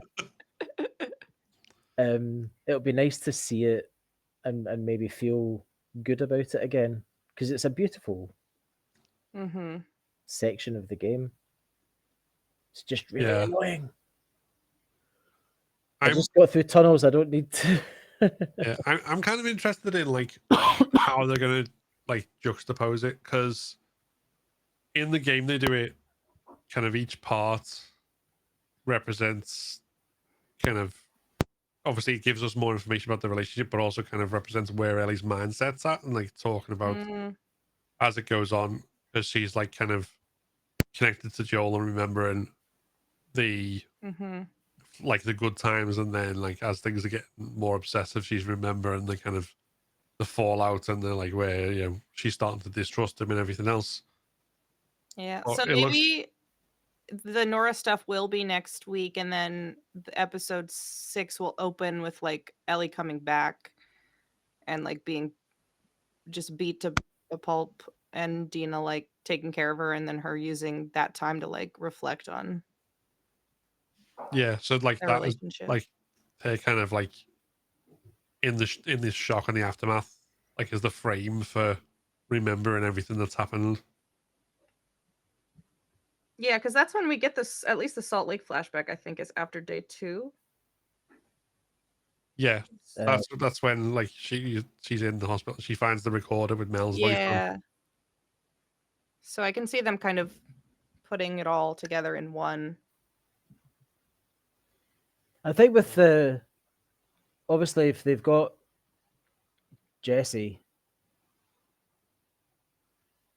going into the last episode, they don't need to have Jesse and Ellie go out together. Like she can get to the aquarium pretty quick while he goes off and gets Tommy. And see that bit where they split off, just before the mall. Hmm. Instead of having that conversation there, have that right at the start of the episode, Yeah, and they can then they and then can they do an go, awful lot in terms of the story in the space of that, because like so much more of day 2 and day 3, particularly, are like gameplay encounters. Yeah. So they've got a lot more room to kind of maneuver and put all this together and go, okay, we need to have this conversation, this meetup, this, and this. How exactly they're going to do the reveal of Jesse being there and presumably Tommy as well is going to be interesting. I wonder whether they'll do like kind of if they meet them both, whether Tommy takes over like that infamous trailer moment where it was like they replaced Jesse with Joel. You think I'll let you do this on your own? I wonder if we'll get Jesse and Jesse's like, I don't know, I got separated from Tommy at some point, and then we won't see Tommy until maybe the finale, and it like picks up with. I'm just trying to imagine where the season is going to end, and I feel like the theater encounter before the like shift characters would be so good, but then I'm like, what are they going to do in season 3 with Ellie? Yeah. Well, I don't know. Similar question with Abby though. Like, what are they going to do in season 2 with Abby? She's barely been in it, and I think it would be a really bold choice. And if anyone's making bold choices, it's Naughty Dog. I think it'd be a really bold choice to have Ellie be the main character for the first 2 seasons, and then totally flip and have Abby be the main character for season 3. Yeah. I think it would be. They could do it where we see more of Tommy, particularly his point of view from day 3. Once we get to Abby's point of view, so we kind of see him obviously doing his sniper bit and presumably ending Maddie. I don't know if I want to see Tommy. Well, I want to see him in this season, but I don't know if I want to see him in season 3 until he's sniping.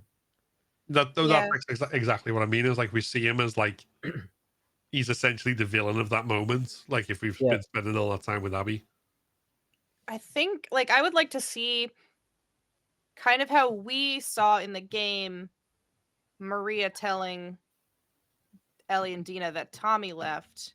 Instead, we get a scene of Maria telling Tommy that Ellie and Dina are gone and flipping that and seeing Tommy deciding to leave, and then some of his Seattle journey in those days kind of instead, like somehow adding that into maybe the season finale, but not seeing all 3 days, because I would love this the surprise value of the sniping just remain, because I think that's one of my favorite parts of the game. Yeah. I also think like this is massively jumping ahead, but we're getting more episodes in season 3 than season 2, right? Do we know how many? I don't know if they've said, but I think it's been hinted, or at least kind of implied, that it's going to be more than 7. Okay. I hope so. It could be like almost the reverse of season 2, where season 2, obviously we've only got Jackson. We only got out of Jackson for episode 4. Essentially 4, 5, and 7. So we get, maybe they do it a little bit longer if they're showing more stuff around Seattle and then the aftermath as well. But effectively, the last 3 episodes, or maybe even like last 4 episodes of next season, is based on the pace that they're doing it now. They could do it where it's like, an episode of like the farm and the seeming happy ending, and so now the PTSD is back and it's creeping in, and Ellie just can't let it go. Yeah. And then Santa Barbara. So I was saying before, like, after you remember the conversation where I was adamant they weren't going to do it exactly the same structure as the game, and now I'm kind of like, yeah, I think I was wrong about that. Yeah, maybe they are. I don't know. I feel like season 3 they could do like a whole like Seraphite backstory. Like I'd love to see like a whole episode with the Prophet. I'd love to see a whole episode with Yara and Lev. Yeah, I think they need to. Certainly, this season needs to be all about Ellie on her mission to get Abby. Yeah. Fuck if everyone. Abby's the focus next season, and they've got new characters to introduce, that might be where the more episodes comes in. Yeah. More characters to introduce, but also you could just a lot more, because we don't really we spend so much time in Seattle in the game, The idea of it only having 6 episodes, if you include like Abby's 3 days, potentially 6 episodes, it feels like Seattle's getting shortchanged. So what I can imagine them doing is like for Ellie's half of the story, they just give us, Ellie's 3 days going and getting revenge, and then season 3, now we start building on like, okay, what is Seattle? And we find out more about Seattle through Abby's eyes because she lives there. So she's in a much better position as the focal point of the story to tell us more about Seattle and the people in Seattle, and give us more information about this turf war that's going on. I think with how much we know about Episodes. Abby at this point in the show, they're gonna have to do a lot of heavy lifting in season 3 if she is gonna be the focal point to keep people engaged in the story. Because your average viewer, I feel like, is going, the show kind of makes you want to not like her. Yeah. So does the game. Which again, Yeah. they're doing exactly the same as the game. They've set her up as So, like I think she's the bad like, guy. She's done all this horrible stuff. yeah, like in a video game, when you switch to Abby, I know there are people that just like threw their controller and then never finished the game. But I think a lot of people wanted to finish the game out. But when you have like a year or two in between seasons, and you find out like through trailers or whatever, like, oh, this season is going to be all about this bitch I don't like what's keeping the audience tuned in, if that makes sense. And that's kind of why I was like, the whole time I was like, it doesn't make sense for them to do all of Ellie and then all of Abby like the game. But if they're going that direction, I feel like it would make sense if they focus more episodes than just like Abby's 3 days in Seattle on her as a character, to get us to like care about her more. I think with Abby, I would like, her 3 days in Seattle. I would like at least one episode of her backstory. Like, I want to see her and Owen. Obviously, her and her dad. I want to see that whole sequence of events. I want to see her hiding from Joel potentially. Like, I would love just to. And you're saying about how, why would I watch this thing with this bitch that I don't like? They could have the first thing we see could be her in Salt Lake hiding from Joel, and there's just this freaking guy, like, he could walk right past her. And I know they said, but did you ever notice in season 1, in episode 9 of season 1, you do see somebody running away with a braid, and Druckmann swears that it wasn't Abby. Yeah, but we know he lies. Yeah, true. I can imagine seeing Salt Lake from her point of view, and that could be a way to instantly humanize her and like, okay, oh, now I get it. And it would be so cool because Abby she's muscular in the game because she has built up Joel in her head as this like monster. And so they could just show that in a different way by making her side of things in the hospital like a horror movie. Yeah, like a freaking Like story, Joel is like this a slasher monster. film. Yeah. And that's her point of view of who Joel is, which is like way different than how we saw it in season 1. I feel like that would be such a great way to introduce like her point of view. Like, yeah, this I also man think, was a monster I was terrified of, and then ended up finding out what he did to my dad. Yeah, like for the game, one of the biggest things that humanized Abby as well was her relationship with Lev. So yeah, I think showing that arc, and we kind of talking about this before, and kind of saying why I'm glad that they showed more of like the human side of the Seraphites last episode. And even though they've got darker this episode, we still seeing like the wolves being like the dark ones in terms of like, the hatred that they have towards them and the torture that Isaac does and all this sort of stuff. So if they build up this whole thing of like, the WLF has got this absolutely fanatical hate of the Seraphites, and then Abby's got that as well from the start, Mhm. and then it gets shipped away because of this kid who's like, they saved her life when she was going to be hung, but then also like she's still fighting with her own prejudice and overcomes it Mhm. essentially by going on the same journey that Joel did with Ellie. Yeah, and I mean, saving Lev or Lev saving her, and then her not immediately like trying to kill him is parallels Joel saving her earlier.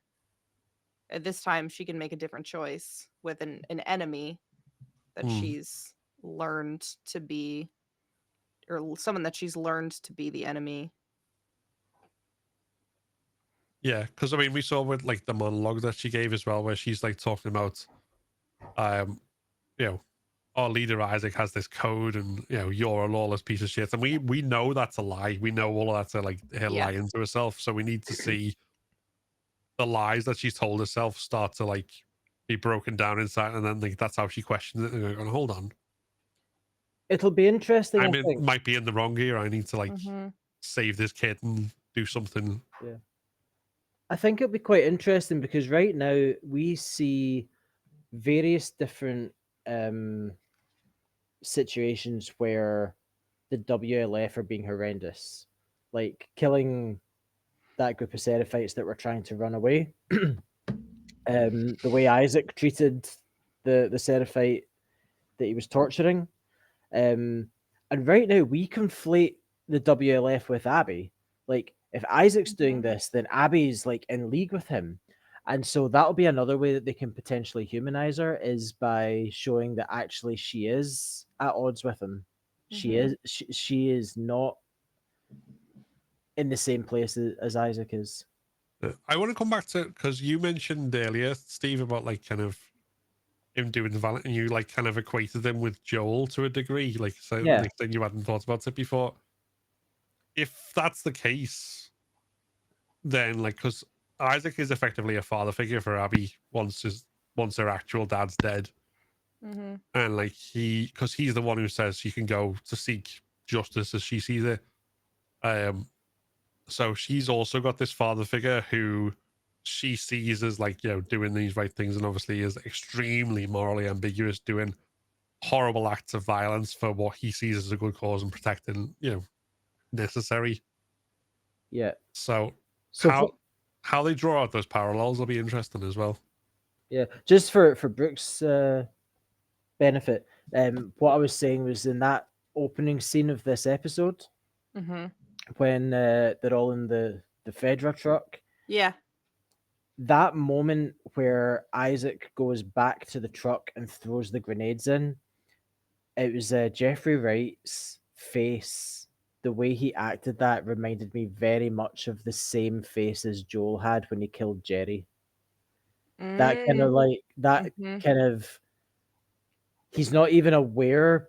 Like there's part of him that isn't even aware of what he's doing. He's just like throws them in so nonchalantly, and his face is just like, "Fuck." Yeah.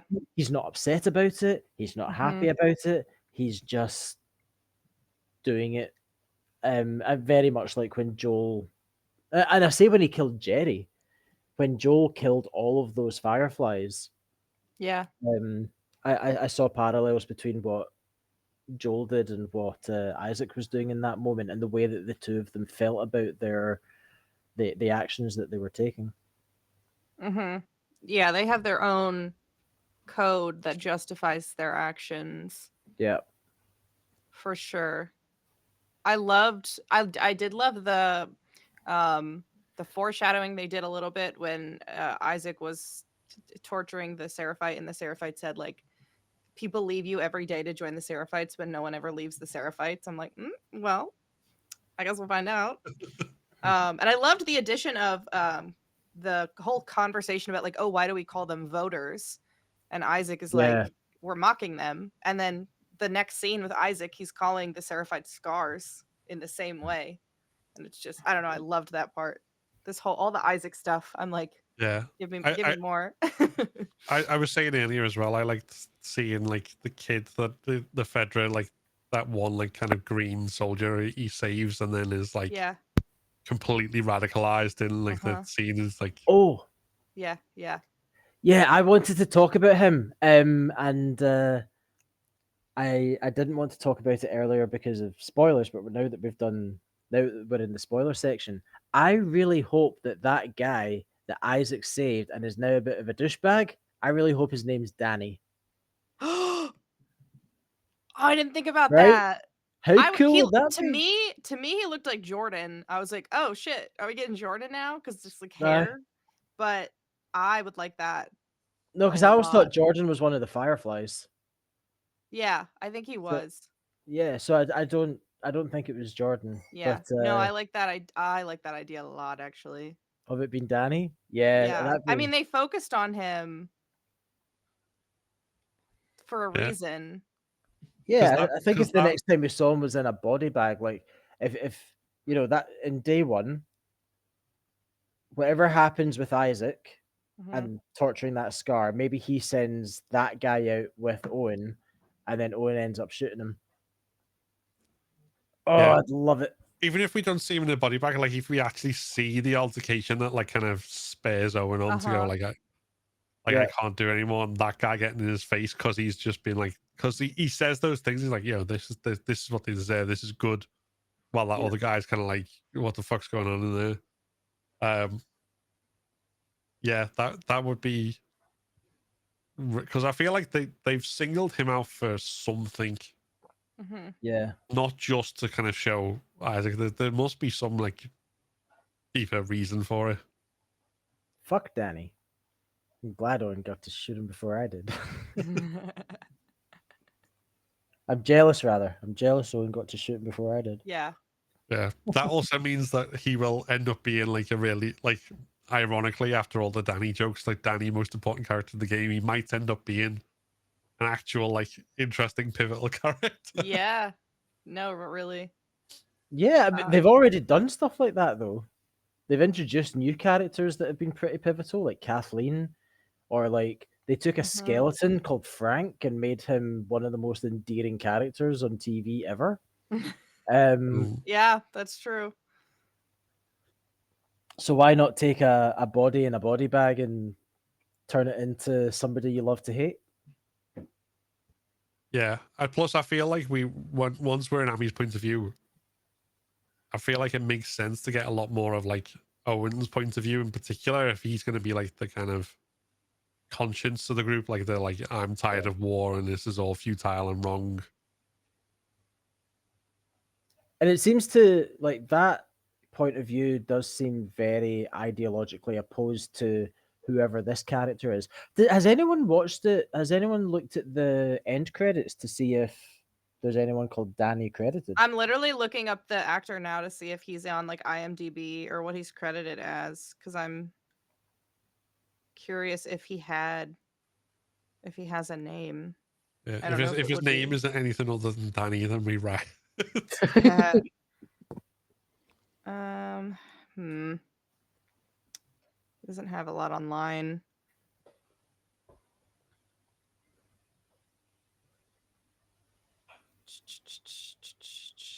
Someone tweet Druckmann. Is this Danny? He's credited as someone named Burton, but that also sounds like a last name. Danny Burton? So, Mm. Yeah, that's not a first name. I can't. Now, Isaac had I Dixon on. oh yeah, did he have a name on Does his? he have I'll a have to go name badge? back on the episode and look.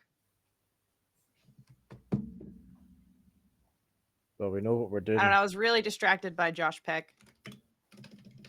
Right, this is something that I've seen some discourse about online. I have no idea who Josh Peck is, but I've seen people saying like, "Oh, I got a jump scare from Josh Peck because." He was in like a big like Nickelodeon show Oh growing wow! up.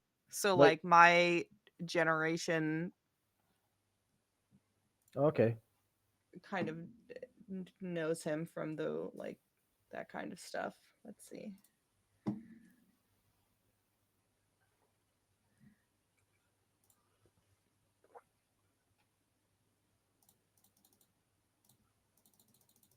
We're all on 10 talks now, like hoping that it's D Burton. Just fast forward this bit when you're editing it. Oh no, we just need to like add tense music as it like drum roll.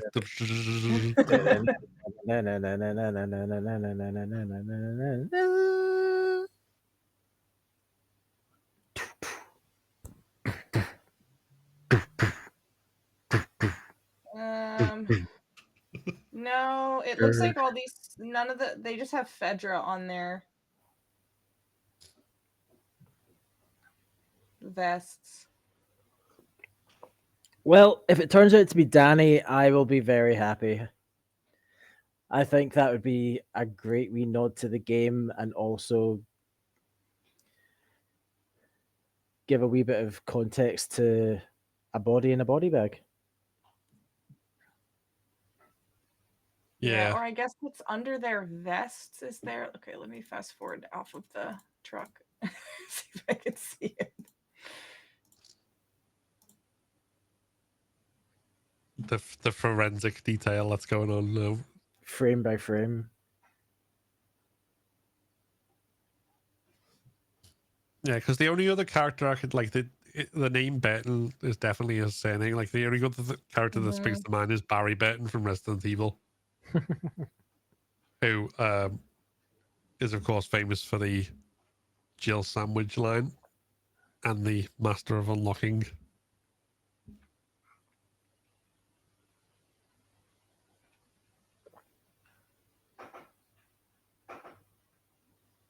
Right, while Brooke does that, we should probably chat.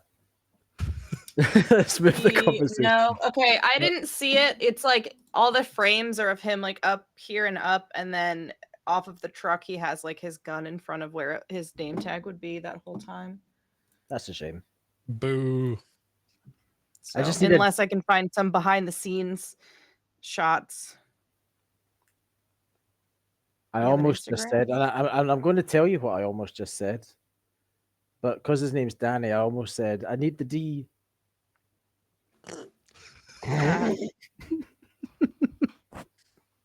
We're all mature and grown up on this channel.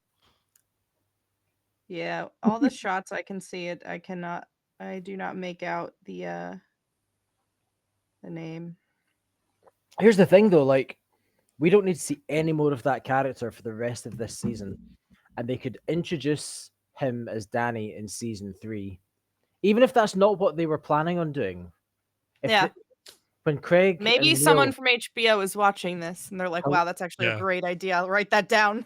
It's like Craig, we know you're watching. Hello. Make this happen.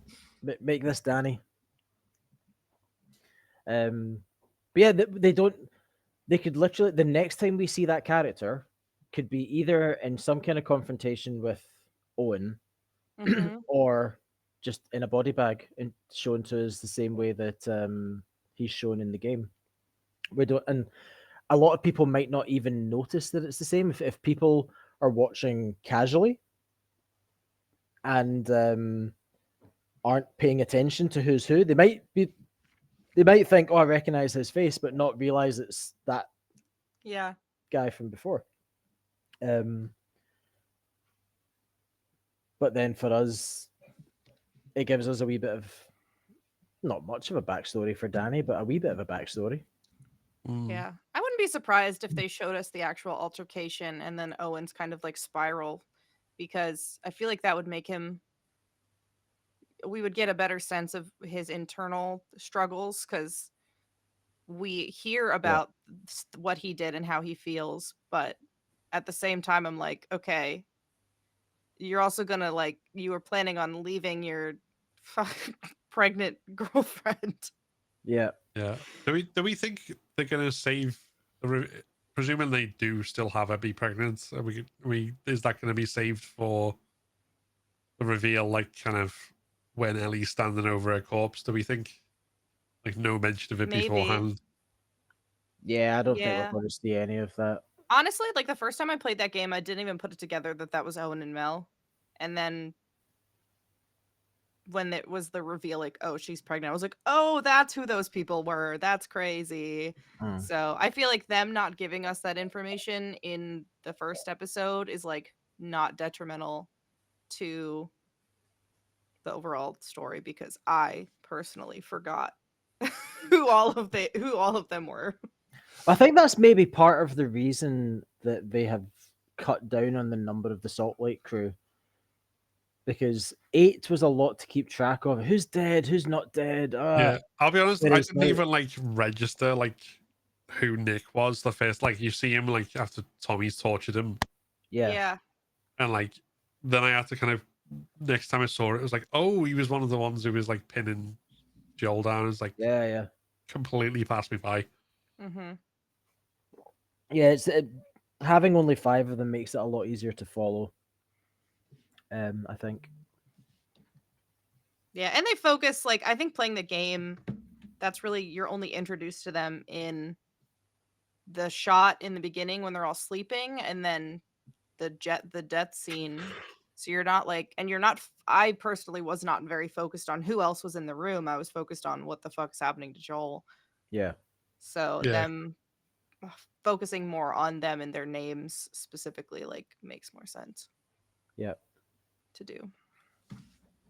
And Yeah, plus it's even when it's like the scene where Joel gets shot, it's only Mel Mm-hmm.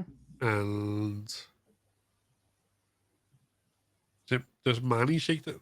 Who else shakes the hand? Like Mel introduces herself to Tommy. I think Manny talks briefly, Jordan talks briefly, and then it's like no, Manny's sitting at the other side of the room, I'm sure. there's a scene where he's talking before that. I just remember because like his name's Manny, and like in the subtitle before they reveal his name, maybe as it's they're Man. walking through the door. Maybe as they're walking through the door. Yeah, I think But he's yeah. the one that Tommy talks to be like, well, he's like walking by as Tommy's like, yeah, you guys can come back with us and like stock up. And then Mel is the one that's like, that would be great, thanks. What can I say? I play permadeath. I skip cutscenes. Yeah. but Leah and the ones that we don't kill are basically completely silent in the background. So it's like, yeah, I'm like, yeah, we don't need them. It'll be You're not interesting gonna- as well because they are going back to what the show has to do in terms of humanizing Abby. They've already gone some way to humanizing her friends, who we will eventually see killed. And in season 3, maybe it'll be easier to humanize Abby if you're already humanizing her friends to a huge extent. You know, Mel has been crying when Joel has been killed. Owen is stopping Manny from killing Ellie. So they've gone away to humanize them already. Although in Ellie's mind, they're all monsters. I wonder if they're gonna Once we start change seeing a lot more of Nora them. at all, because I feel like at least in the show, she was like kind of not with it with what Abby was doing. But then in the game, when Ellie confronts her, she's like, yeah, that little bitch got what he deserved. And I was like, damn. What did she say? I think show Nora. I don't think any of them didn't want to kill Joel. I think they not enjoyed, but I think they were on board with the concept of killing Joel. I think actually seeing how drawn out it was like, all right, pack it up. Like, this is too much. yeah. The reality versus the like idea of it just kind of clashed for them, and they were like, oh shit. Yeah. But now that it's happened, like once we see Nora in the show, I can very much see that line coming out of that version of Nora still. Yeah. I mean, she was one of the bad guys in the Uncharted movie, and I was like, I could see her. The actress. She does it to like rile Ellie up as well, so that she'll make a mistake so she can run away. So yeah.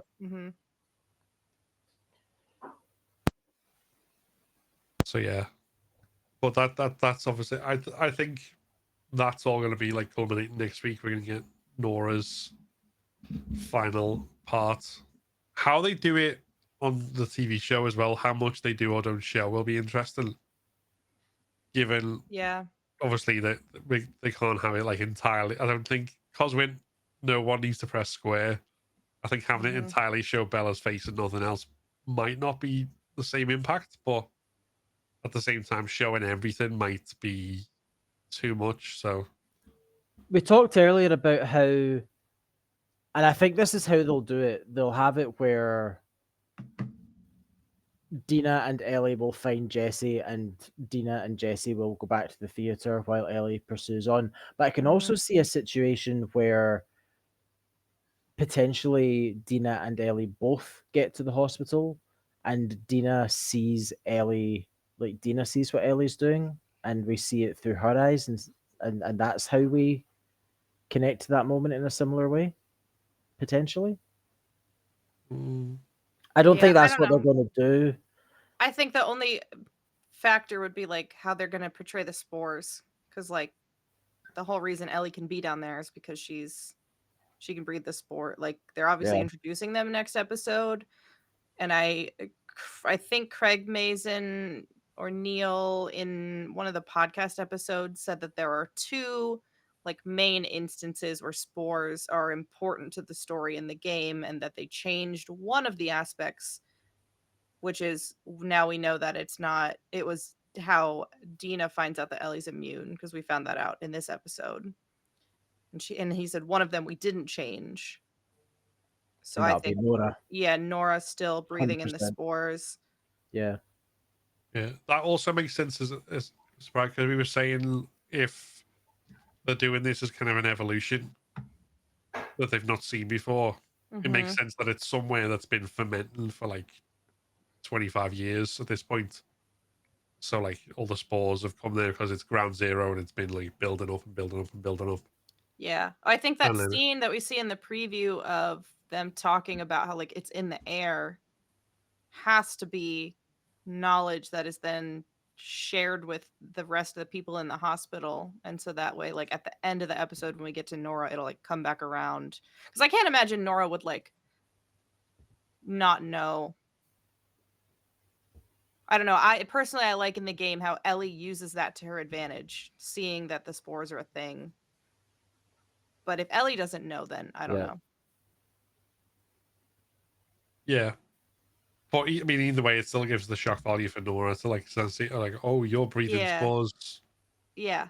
And she makes the connection that Ellie is there for the girl that was immune. So I think that's got to be in there. Speaking of Ellie's immunity, though, you weren't here when we talked about it.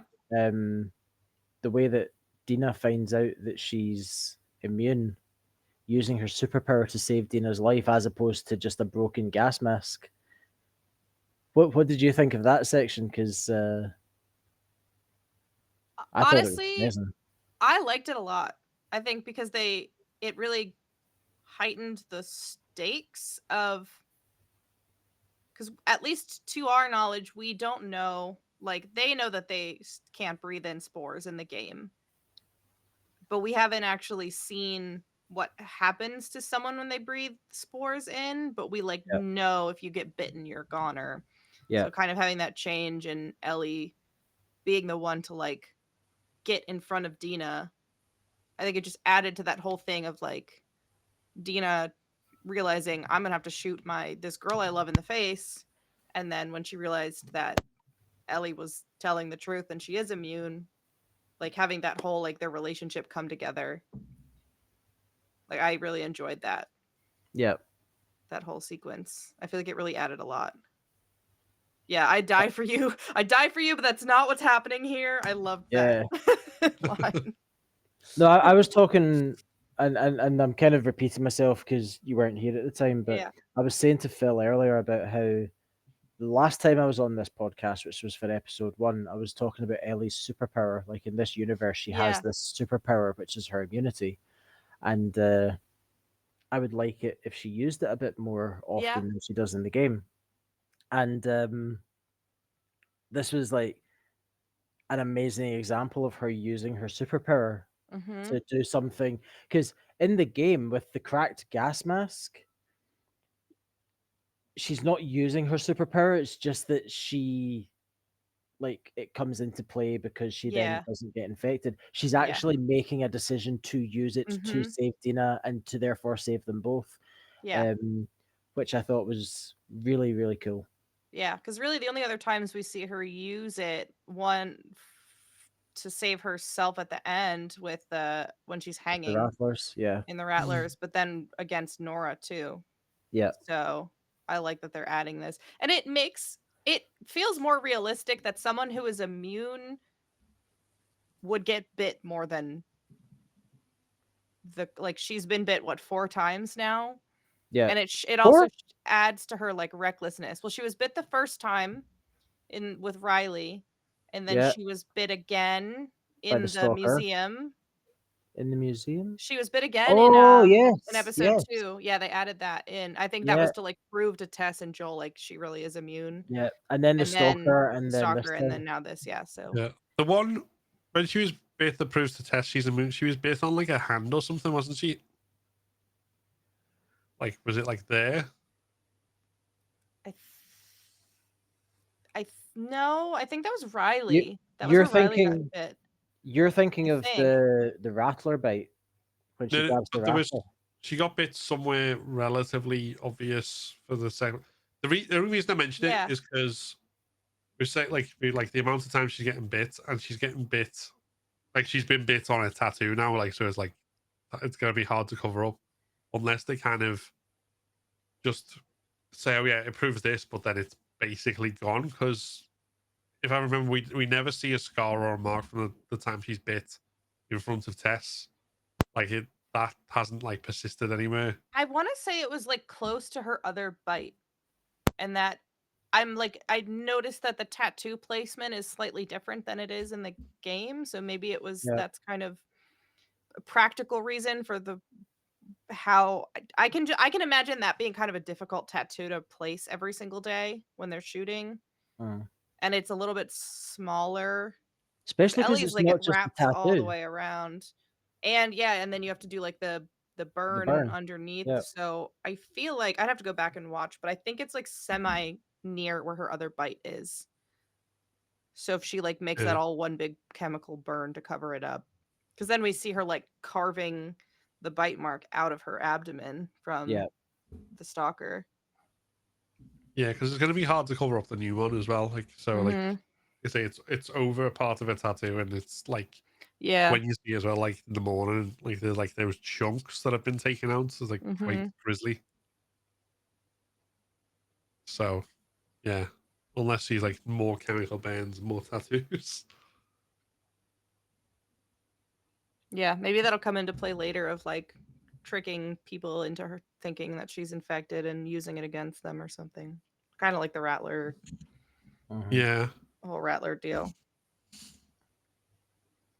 it's It's it's hard to. just Sorry. I was gonna say it's just one of those things where it's like kind of like again, I really like the way it was done, but then I'm just kind of like, well, now she's just got this big, huge like teeth marks on her arm that's like pretty conspicuous. She's back to wearing long sleeves. I did love that. She was like, I just really didn't want to wear long sleeves anymore. Which it feels like such a, 14, 15-year-old thing. Or Yeah. whenever she did the burn to herself, like feels like such a thing she would do. It'd be interesting to see how they work the tattoo in with the flashback episode, because in the game you've got, during the birthday gift the tattoo is in a certain state, and then Mhm. as it progresses the tattoo gets more filled in until it eventually, so it'd be interesting to see what stage the tattoo's at in each episode, in each part of that Yeah, I episode. think even in the trailers from stuff we haven't seen, there's like the scene that Joel is asking Gail what a moth means. Yeah. And I think there's a shot of him like looking at her arm. Yeah, So I think yeah, that'll be like a bigger story element. yeah. That's why I think like the whole episode. It would be just not just birthday gift, but like in the whole arc. Yeah. Because yeah, we've got one more Gale episode to go. We got to see the Eugene stuff, which makes sense that those two things tie together. Mm-hmm. It's honestly like kind of impressive, like how much there's still left to do in 3 episodes, but Mm-hmm. also like how much they've packed into each episode so far. That's the bit that makes me worry. Because you're saying it's impressive how much they have to do. I do worry about the pacing. Because they have been going pretty fast. And I thought it was a bigger problem in season 1 than it has been in season 2. But I worry that maybe they pack too much in too quickly and they don't give anything space to breathe. I mean, so far it seems like they've managed to strike the right. But again, taking out gameplay stuff, which is basically like side missions or whatever else stuff like that. So yeah, obviously the proof will be in like what we actually see and if there's anything missing or if any episode feels rushed. But yeah, so far I don't think that'll be the case for this season. did anyone else Yeah. feel a little bit robbed by the subway station when all the WLF were coming down, looking for them after the TV bit? I kept being like, throw a bottle, throw a Molotov over there. Exactly. I was like, obviously they had the tendrils bring them, but that encounter is built for luring the clickers to the WLF, and I thought that would be really fun if they had done that, like going, sneak up on top of a train and then throw something to get all the infected over there so that they can start running. Yeah. And then one of the infected sees them, but they've got a head start because they did that, and I would have liked Yeah. to have seen that and then because I play feel it like out I mean, as the difference is like we have to deal with what 4 clickers and 4 WLF. Like both of those Yeah. numbers were like massively inflated in the show. Like makes it a little bit more difficult to do. sure. But if you just before any of the infected are aggroed, lure them over there, start running. One of them sees them, and then play it out exactly the same way from that point onwards. Yeah, Just it would have been a exactly as fun like nod to the game or like how a lot of people play yeah. the game. That's I mean, up until I started like trying to stealth and like get my time down, like using some of the speed run strategies, I always would just like throw shit over there and watch And him hide behind the bin. die. Yeah. Yeah. I mean, I wasn't annoyed when they failed to put a trap mine on the door at the TV station. But I thought a wee brick throw or a bottle throw would have been good in the subway section, Uh-huh. just for a wee nod to how people tend to play it. And it's not even about how people tend to play it, but I feel like that area is designed for Yeah. that type of gameplay. So to have them do it to some extent would have been fun. Mm-hmm. Yeah, because there aren't that many instances where you have both infected and human enemies in the same area. Yeah. Yeah, Would have been cool. and that's an interesting thing as well. Like I think like we've gotten a lot more infected this season than we even come close to in season 1. Yeah. In what's essentially like a more human heavy story and like human antagonists. But even when and it looks like the same's going to be the case again next episode. Yeah. Get to the hospital. There's a war going on. There's Seraphites in the forests, and then they're still going to have like this. Like there's so much. It definitely feels like the infected are a much more integral part of this season than they were Yeah. before. They've got much more of a budget, it feels like, for Infected. Yeah, they can finally kind of do So it. like, I feel like in season one they just kind of lost sight of the fact that, you know, I know it's not a zombie story, but it is set in a zombified world, and we didn't see much of that. Yeah, I We think didn't like see enough in season one, part whereas we're seeing two plenty of it now. part two like highlights more that like how ridiculous this war between these two factions are when you have like literal monster like face eating mushrooms. Like Yeah. what it reminds me kind of Game of Thrones where like they're so caught up in this like political war of who's getting this fucking chair. But Yeah, then you've got like the a Night King. horde of undead like on their way to just take everything over. Like why does this fight for power matter so much when like there's so much more? And I think they're highlighting that more with the infected this season. Yeah, and at least in Last of Us, we know that the infected aren't going to be taken down by like one like little girl who's learned assassin like the art of assassination like over the sea, and Yeah. then the woman with the dragons turns. That's terrifying. It's the lack of expression on it. it as well. It's like such a Yeah. like blank face. It's like not even the Night King's expression. It's just an expression of For anyone who's listening to this instead of watching it, I just put on a Night King mask, and it looks freaking terrifying. he does look like he's given like the like proper duck lips though. Like, Is mewing, Mwah. as the kids say.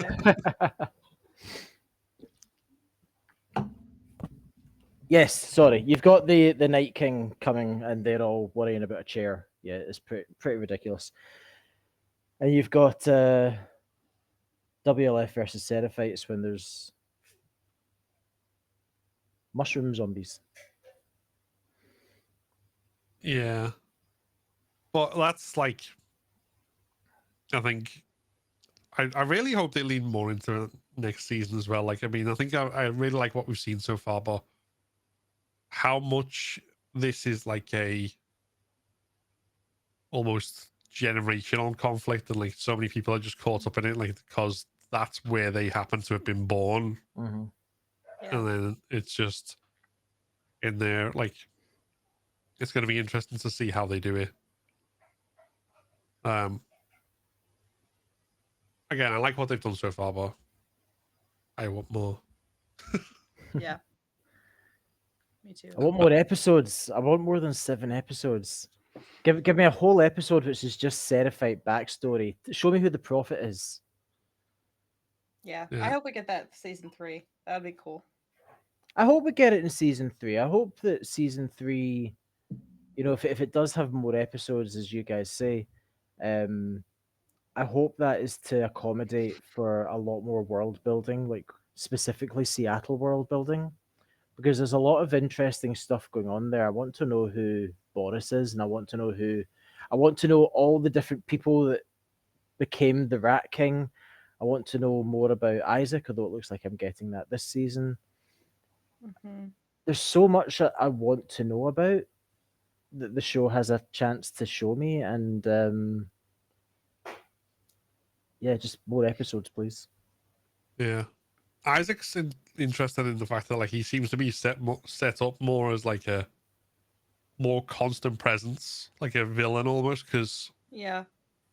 from Ellie's point of view, when we were playing, we didn't know he existed.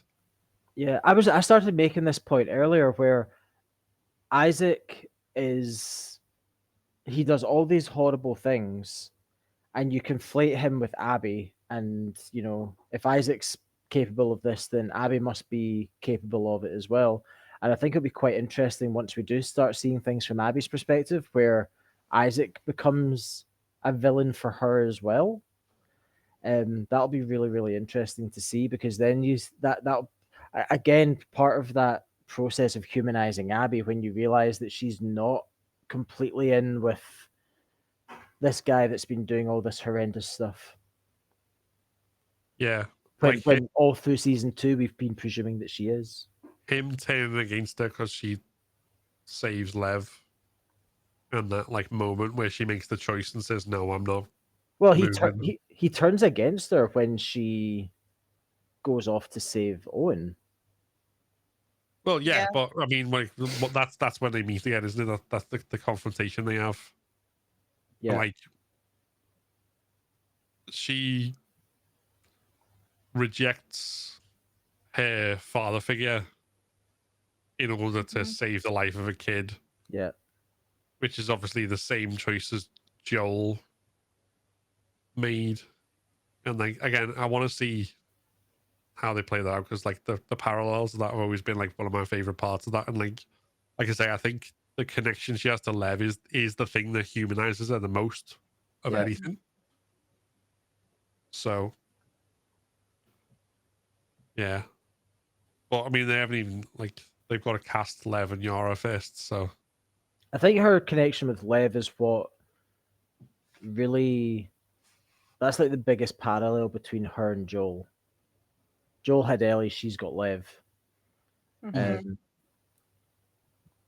so I agree with you that it's her connection with Lev that humanizes her the most, but I think it's her relationship with everybody, with Owen and her conflict that she has with Mel, like that's all humanizing as well. Although it's obviously it shows that she's not perfect.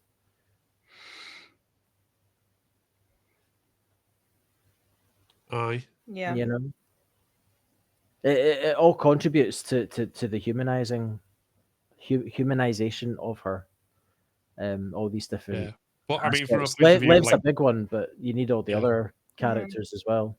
You yeah. can't But I just mean, go from for the the point of view, not so much of fleshing her out as a character, more of like getting the audience to sympathize with her rather than think, "Oh, I hate you. I want you to die." Yeah, I was explaining to my friends this weekend who were asking about Abby, and I was like, I'm not like I won't spoil anything. Like Abby doesn't have your typical like redemption story. Like if you're expecting her to like come back in and do something for Ellie that makes Ellie completely change your mind about her, like that's not what it's about. Like it's more about changing the audience's view of Abby and then Abby's own like personal redemption. Because this time around, when she's given the choice to like save someone who is supposed to be her enemy, she does. yeah, And that's like the thing that brings her the peace that she thought killing Joel was going to bring her. So, like, yeah, I think they do have like some heavy lifting to humanize her to the audience, but I also think that like all of those outside elements, like her friends, her relationship with her dad, like shows that she is like she's always been she's a human. human. She's not this like evil person that we thought she was, Yeah, from the beginning.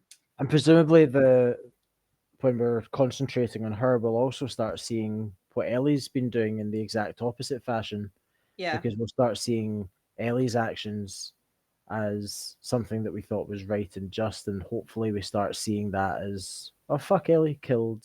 Do you think we'll get Whitney next episode? That'd be a nice wee nod if Ellie kills somebody that's sitting playing a PS Vita. Maybe. Yeah, I mean I like that part of it because it's like she up until that point she was only killing out of like self-defense. And we saw Yeah, that last episode she killed the WLF because he saw her and was going to attack, so she had to do something about it.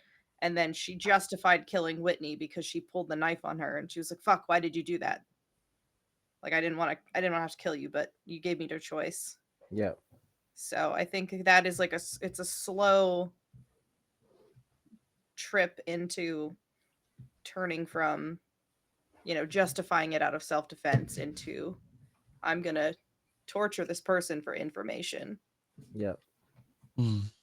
But yeah, if we start seeing Ellie's actions as being,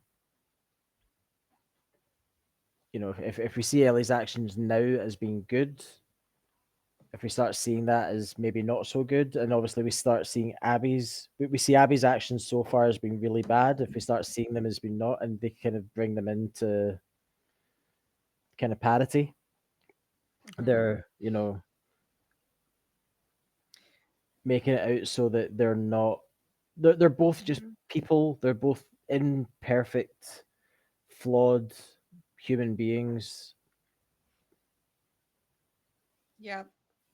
Yeah. Something I'm actually surprised, and this is that they didn't show, is Abby's fear of heights, because I feel like that's such a important part of her character. Like I at least it didn't seem obvious to me in episode 2 when she's like sliding down that giant hill.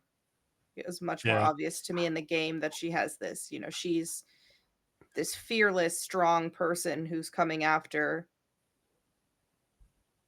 Jackson or Joel or whoever, but Perhaps she if they has this fear.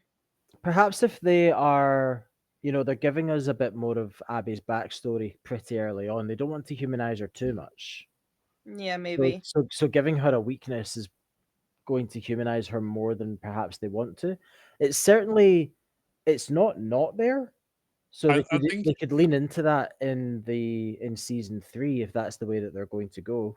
yeah, I think it depends on how they, because like the journey she goes on, like the descent level and like the sky bridge isn't just about like facing it. It's like there's a literal like kind of descent in terms of a character arc, descent into hell, come back out the other side, which is also ties in with fighting the Rat King and fighting the thing that Joel never really lived up to, but this real monster ties in with her doing these heroic things to like actually save someone rather than just to like exact vengeance.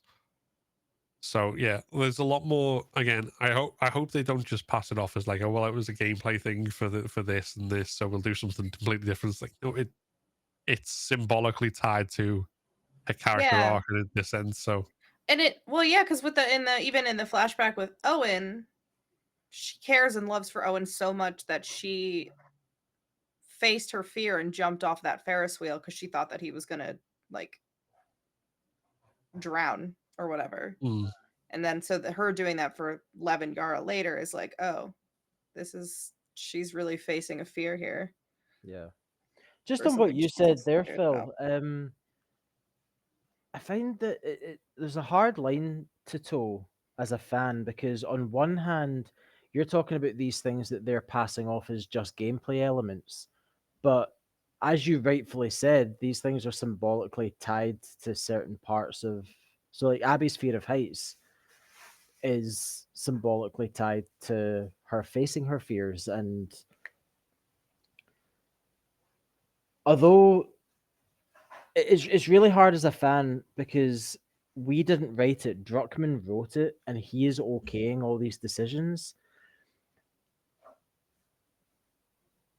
And if he says that it's one way, like if he didn't write it to be symbolic of her facing her fears, that doesn't change the fact that we as fans have interpreted it. So who's right? Yeah. I mean, Is he right because he didn't write in it that way, or fairness, are we right because that's the way that we've interpreted it and that's the meaning that we assign to it? in fairness, he said like if you listen to the director's commentary, like when you're watching the cutscenes and the remastered version, he says like people always come up to me and say, "What does this mean? This?" And his answer is always yes. If you think it means this, then it does mean this. And like, So he he said can't it then now. turn around and say, "Oh, it's Yeah, just a gameplay thing." yeah. He said it now, so he can't take it back. What we think is just as valid as what he thinks. Yeah. But I mean, to be fair, I think that's probably the right way to do it because it's like I've never been a big fan of like where they've got as a trope of like if the author says something outside of the text, therefore it's like no, it's like once you've written a thing and put it out into the world, it's there for anyone to interpret, and like what it means to them is what it means. And like I think far too many people have seen the meaning in these and the symbolism and the parallels about stuff like that, whether it's like her obsession and her descent and all this sort of stuff, that it's there. You can't like take that back and say Not that I think you would, to be fair. Like, I think, unlike Abby's physique, which is a lot more dependent on who they can get as an actor, like, if they changed the height stuff, they basically have to change where half of Abby's journey takes place, find new locations for it. So that's an entirely different type of change. Yeah, so much of it is connected to the hospital, and like you have like because it's Ellie just so narrowly missing Abby is partly why she like Ellie's character descends into this madness of like I need to find her because I was so close. I can't miss her again. Yeah. I can't imagine. I don't know. They could change the fear to be like the dark. I don't know, the dark, but that doesn't make sense. Like I don't know what it would be if it's not heights. I also will be really upset because my favorite interaction in the entire game or in the entire franchise probably is Abby and Lev, and Lev's trying to distract Abby and is like, "So what's going on between you and Owen?" She's, "Oh my god, Lev, now." As soon as you said my favorite interaction, like that's exactly where my Yeah. mind went. It's like, I oh love my it god, so Lev, much. no. I love it because you start to see Lev like That doesn't need to up. be. That doesn't need to be on a sky bridge, though. I'm sure there must be other things that Lev can subject her to. Although I think I don't know. To me, I like that basically, it's there because it's obviously like Lev can recognize how terrified Abby is, and he's like, I need to get Abby to get through this so that we can save my sister. So I'm just gonna try anything because obviously the like truth strength spiel wasn't working. So maybe I'll like try a little joke, try a little no, distraction. yeah, not that I think they're doing this though, but like if if they don't go with the sky bridge, another way of getting around quickly could be to tunnel. And if Abby is like, Mm-hmm. if instead of having vertigo, maybe Abby in the show has like claustrophobia, Claustrophobia, yeah, I could see and that. and they do a similar thing. Now, would that work given that we've seen the infected being underground? Maybe the infected being underground is why she has claustrophobia and doesn't like being underground. Who knows? I mean, they could tie But it back to like her being stuck in the fence and being like claustrophobic when all those infected were coming after her mhm, in the Jackson run. So like I could see them changing it just practically too, maybe because Yeah. a sky bridge seems really impractical. And if like the WLF know that there's infected underground, they then they wouldn't wouldn't go go down there. there. So like, yeah, Yeah, I could see that being a change. That I wouldn't, as long as it like serves some sort of similar narrative purpose, I wouldn't totally yeah. bother me. My only issue with that would be I said this to Phil earlier that there's that moment in Ellie Day 2 where she's looking over downtown towards the hospital just before Stalker offices. And there's a similar moment in Abbey Day 2, so the same Mm, day, where Abby's on the mhm, sky bridge looking over downtown. And my headcanon has always been that those things are happening at the same time. They're mhm. both looking over downtown at the same time. And you can't do that if Abby's in underground. Can't have her in a tunnel looking over downtown, obviously. So you'd kind of lose that, which I've always thought was a cool parallel, having them both looking over downtown on Mhm. day 2. There's so many parallels like that in the game. Like the fact that um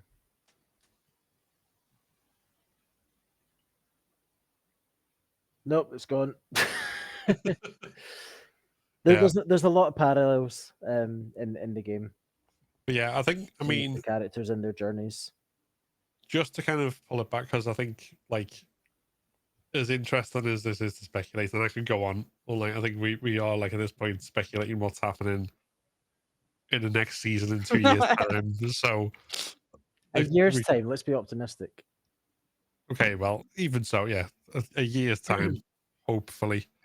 Um, so I think before we kind of like wrap things up and like just kind of pull it back to anything more that anyone's got in terms of either something we haven't covered yet, or final thoughts, or anything that you just need to get off your chest that you haven't said yet to talk about. I can't remember if I mentioned this earlier, but I just really want to big up Bella Ramsey's performance in this episode. Now that I'm saying it, I think I did say this near the start, but her performance in the subway, I thought was absolutely brilliant. She went from, after they were sneaking about, once they started getting chased and getting chased through the train, those infected were coming through the windows, and she looked utterly, utterly terrified. She looked like a little girl way in over her head. Hmm. And I'm really sorry. I just realized I'm saying she and it's they. I'm sorry. Um, they looked.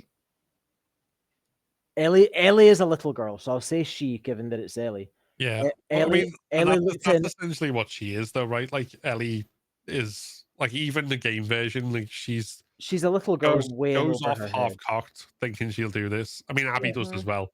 Goes off half Hmm. cocked, thinking to do this.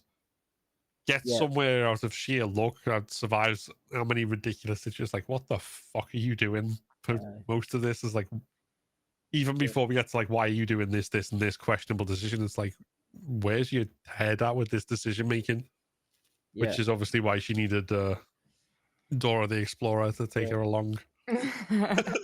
But no, there was a bit where one of the infected crashed through one of the windows, and she kind of jumped back and looked horrified, and then a kind of slight determination in trying to overcome that, and then another one comes through, and she started running back, like, and she looked so panicked, and I just thought that she did an absolutely cracking job.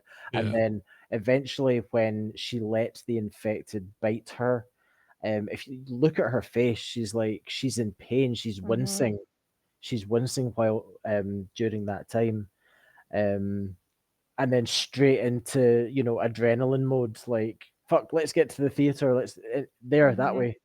Um, no, I just like I hate the fact she gets so sorry. They get so much flack for not looking like Ellie, which is the most bullshit argument I think I've ever heard against not liking an actor for a part. Um, they, I'm so bad at this. I'm sorry. They did an absolutely incredible job throughout season 1 and season 2, but specifically on that bit, of this episode, I thought they were absolutely incredible. I wanted to say that. Agreed. yeah. I I mean, was I've said before, I can't fault any of the performances, which are just like fantastic. Plus, this is the other thing is like none of the actors look like the character. Jeffrey Wright, who plays Isaac in both the game and the TV show, doesn't look like Isaac in the game. Mhm. Hmm. I mean, it's like a complete nonsense argument. Oh, but do notice nobody has a problem with Dina not looking like Dina. No, because and we know why.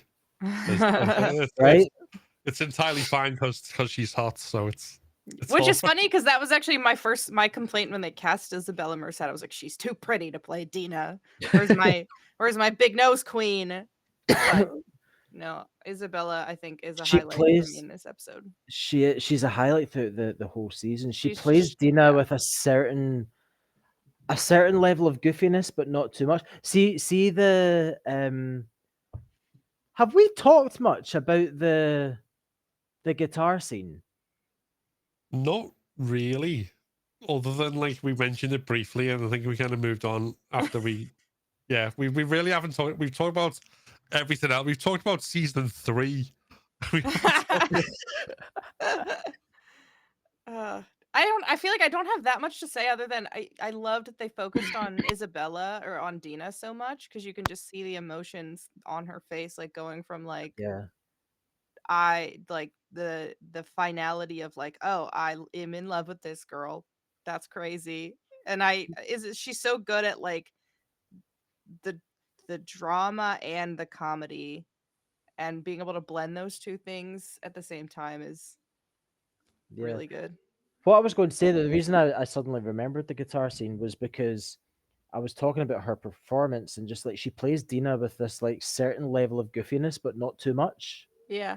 And it's that like when she first catches Ellie playing the guitar, and it's like her smile is like, on you go. It's really nice. It's just it's encouraging without being mocking. It's Yeah.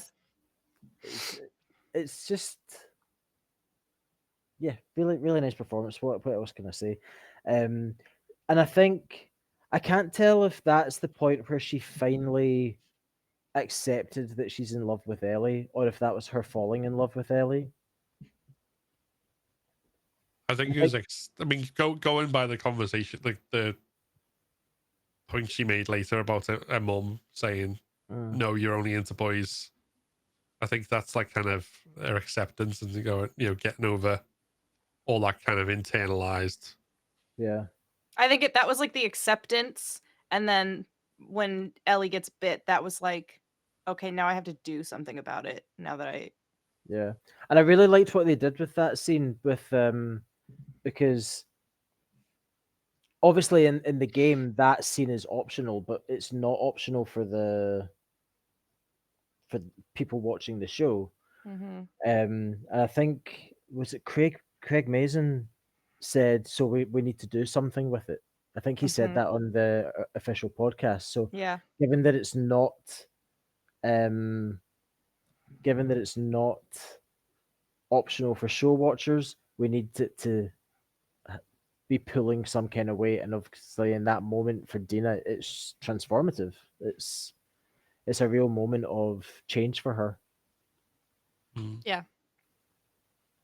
Beautiful scene. And I thought Bella Ramsey's performance of "Take on Me" was beautiful as well. Mhm. Yeah, it's it's. I wouldn't say like it sounded like Ashley Johnson's performance because it doesn't. Like there's differences, but it Mhm. was on a par in terms of quality. Mhm. I'll always prefer Ashley Johnson's performance because it's Ashley Johnson. That's valid. That's like I don't really listen to video game music much, even music from The Last of Us. Like I don't, I put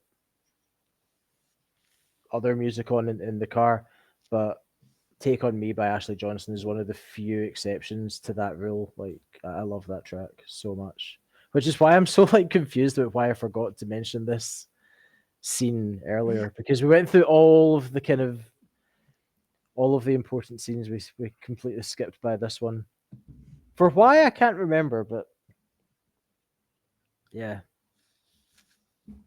Yeah, I think that's the thing. Unless you go through with a checklist and go, right, I need to talk about this, this, and this, and this, and this. Mhm. yeah. But yeah, how about you, Brooke? Any kind of additional thoughts or things that you don't think have been said yet? Um hashtag Shimmer lives. I actually think that might because everyone is like, oh my god, they just left Shimmer in the music store. Like, where's Shimmer? What if that actually plays into like if Tommy and Jesse have to come find Ellie? What if they find Shimmer first and they're like, oh, they were here. We're on the right track. Maybe Tommy and Jesse find Shimmer in a similar state to how. No. I think there's gonna be less animal death in the show Yeah, Yeah, or and if in the they have game. it, it's off screen. Like they kind of left two horses behind in the blizzard in episode Yeah, 2, and we don't talk about it because no one ever mentioned them again. right. Yeah. So I don't know. I could see them that coming back around because Dina and Ellie in the game are following Tommy's trail, and they do find Tommy's horse. So if they make it the other way around, but this time Shimmer's alive, that'd be yeah. cool. Yeah. Plus, we got now 2 Death Watches on this podcast because Dylan predicted that Benji was going to die, and obviously That's Tommy right. and Maria's kid is still alive, Yeah. and basically was strangely absent after episode 1. And Shimmer, who we all expected to die, is still alive. So just Yeah. The horse and the baby are okay. Yeah. It's I all mean, gonna be I guess fine. it makes sense why they cut out the whole like school stuff, because that wasn't really like, it's not that integral to the plot. It's just The main plot point there is killing Jordan, a character who doesn't exist. who doesn't exist. Yeah. Yeah. Yeah. Plus, having them escape from like a heavily armed WLF compound, given what they've set up about WLF, again, I think Yeah. probably would have been a bit too much to swallow for Uh-huh. the TV audience. Yeah. A But yeah, TV audience who don't know Shimmer smoke bomb watch. threats. So there we go. The question now is how many, like, we've got 3 episodes of the season left and therefore 3 episodes of the podcast left. When we're kind of wrapping up the final one, will we be able to still say, I think we'll be able safely to say Benji lives, because we're not going to see him again at all, basically. Yeah. Or will Shimmer live? That's the question. I think there's an argument to say that we won't see Shimmer again, which will Schrodinger's Shimmer. No, it's TV rules. If they don't die on screen, they're not dead. Yeah. I didn't see a body. Yeah, so I think Shimmer will probably be okay.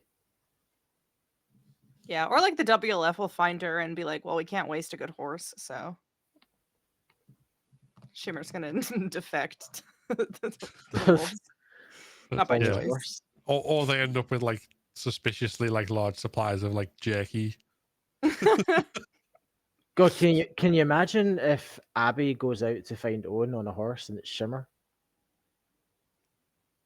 No, yeah. from the fob?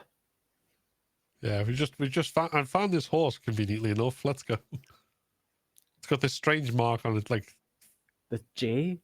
Because she didn't come across any horses when she was in Jackson, so she wouldn't know what the J stands for. Like, she will have never seen that stamp or that brand on a horse before. Yeah, well, I guess she was on the horse with them, but I don't know if she would have in that moment paid Nah, she wouldn't have. attention. Nah. She was half in survivor mode and half in. Yeah. Oh, fuck, that's Joel. Yeah. Oh, that's Joel. What a big gun you have. oh. Well, on that note, I think there's going to be more to talk about next week, and so on. We've talked an awful lot around this. Well, I can't even say we've talked an awful lot around this episode. We talked a bit around this episode, and then an awful lot around what will happen in a year's time. But as always, it's been a lot of fun speculating on everything, a lot of fun recapping. So we'll be doing this again next week for anyone who's watching this. We've got 3 more episodes to go. We'll take you through it all. We'll keep track of the important things like whether Shimmer's alive. So thank you very much for watching, and thank you to you guys for joining us. Thank you for having us. Yeah, It's been a lot of fun.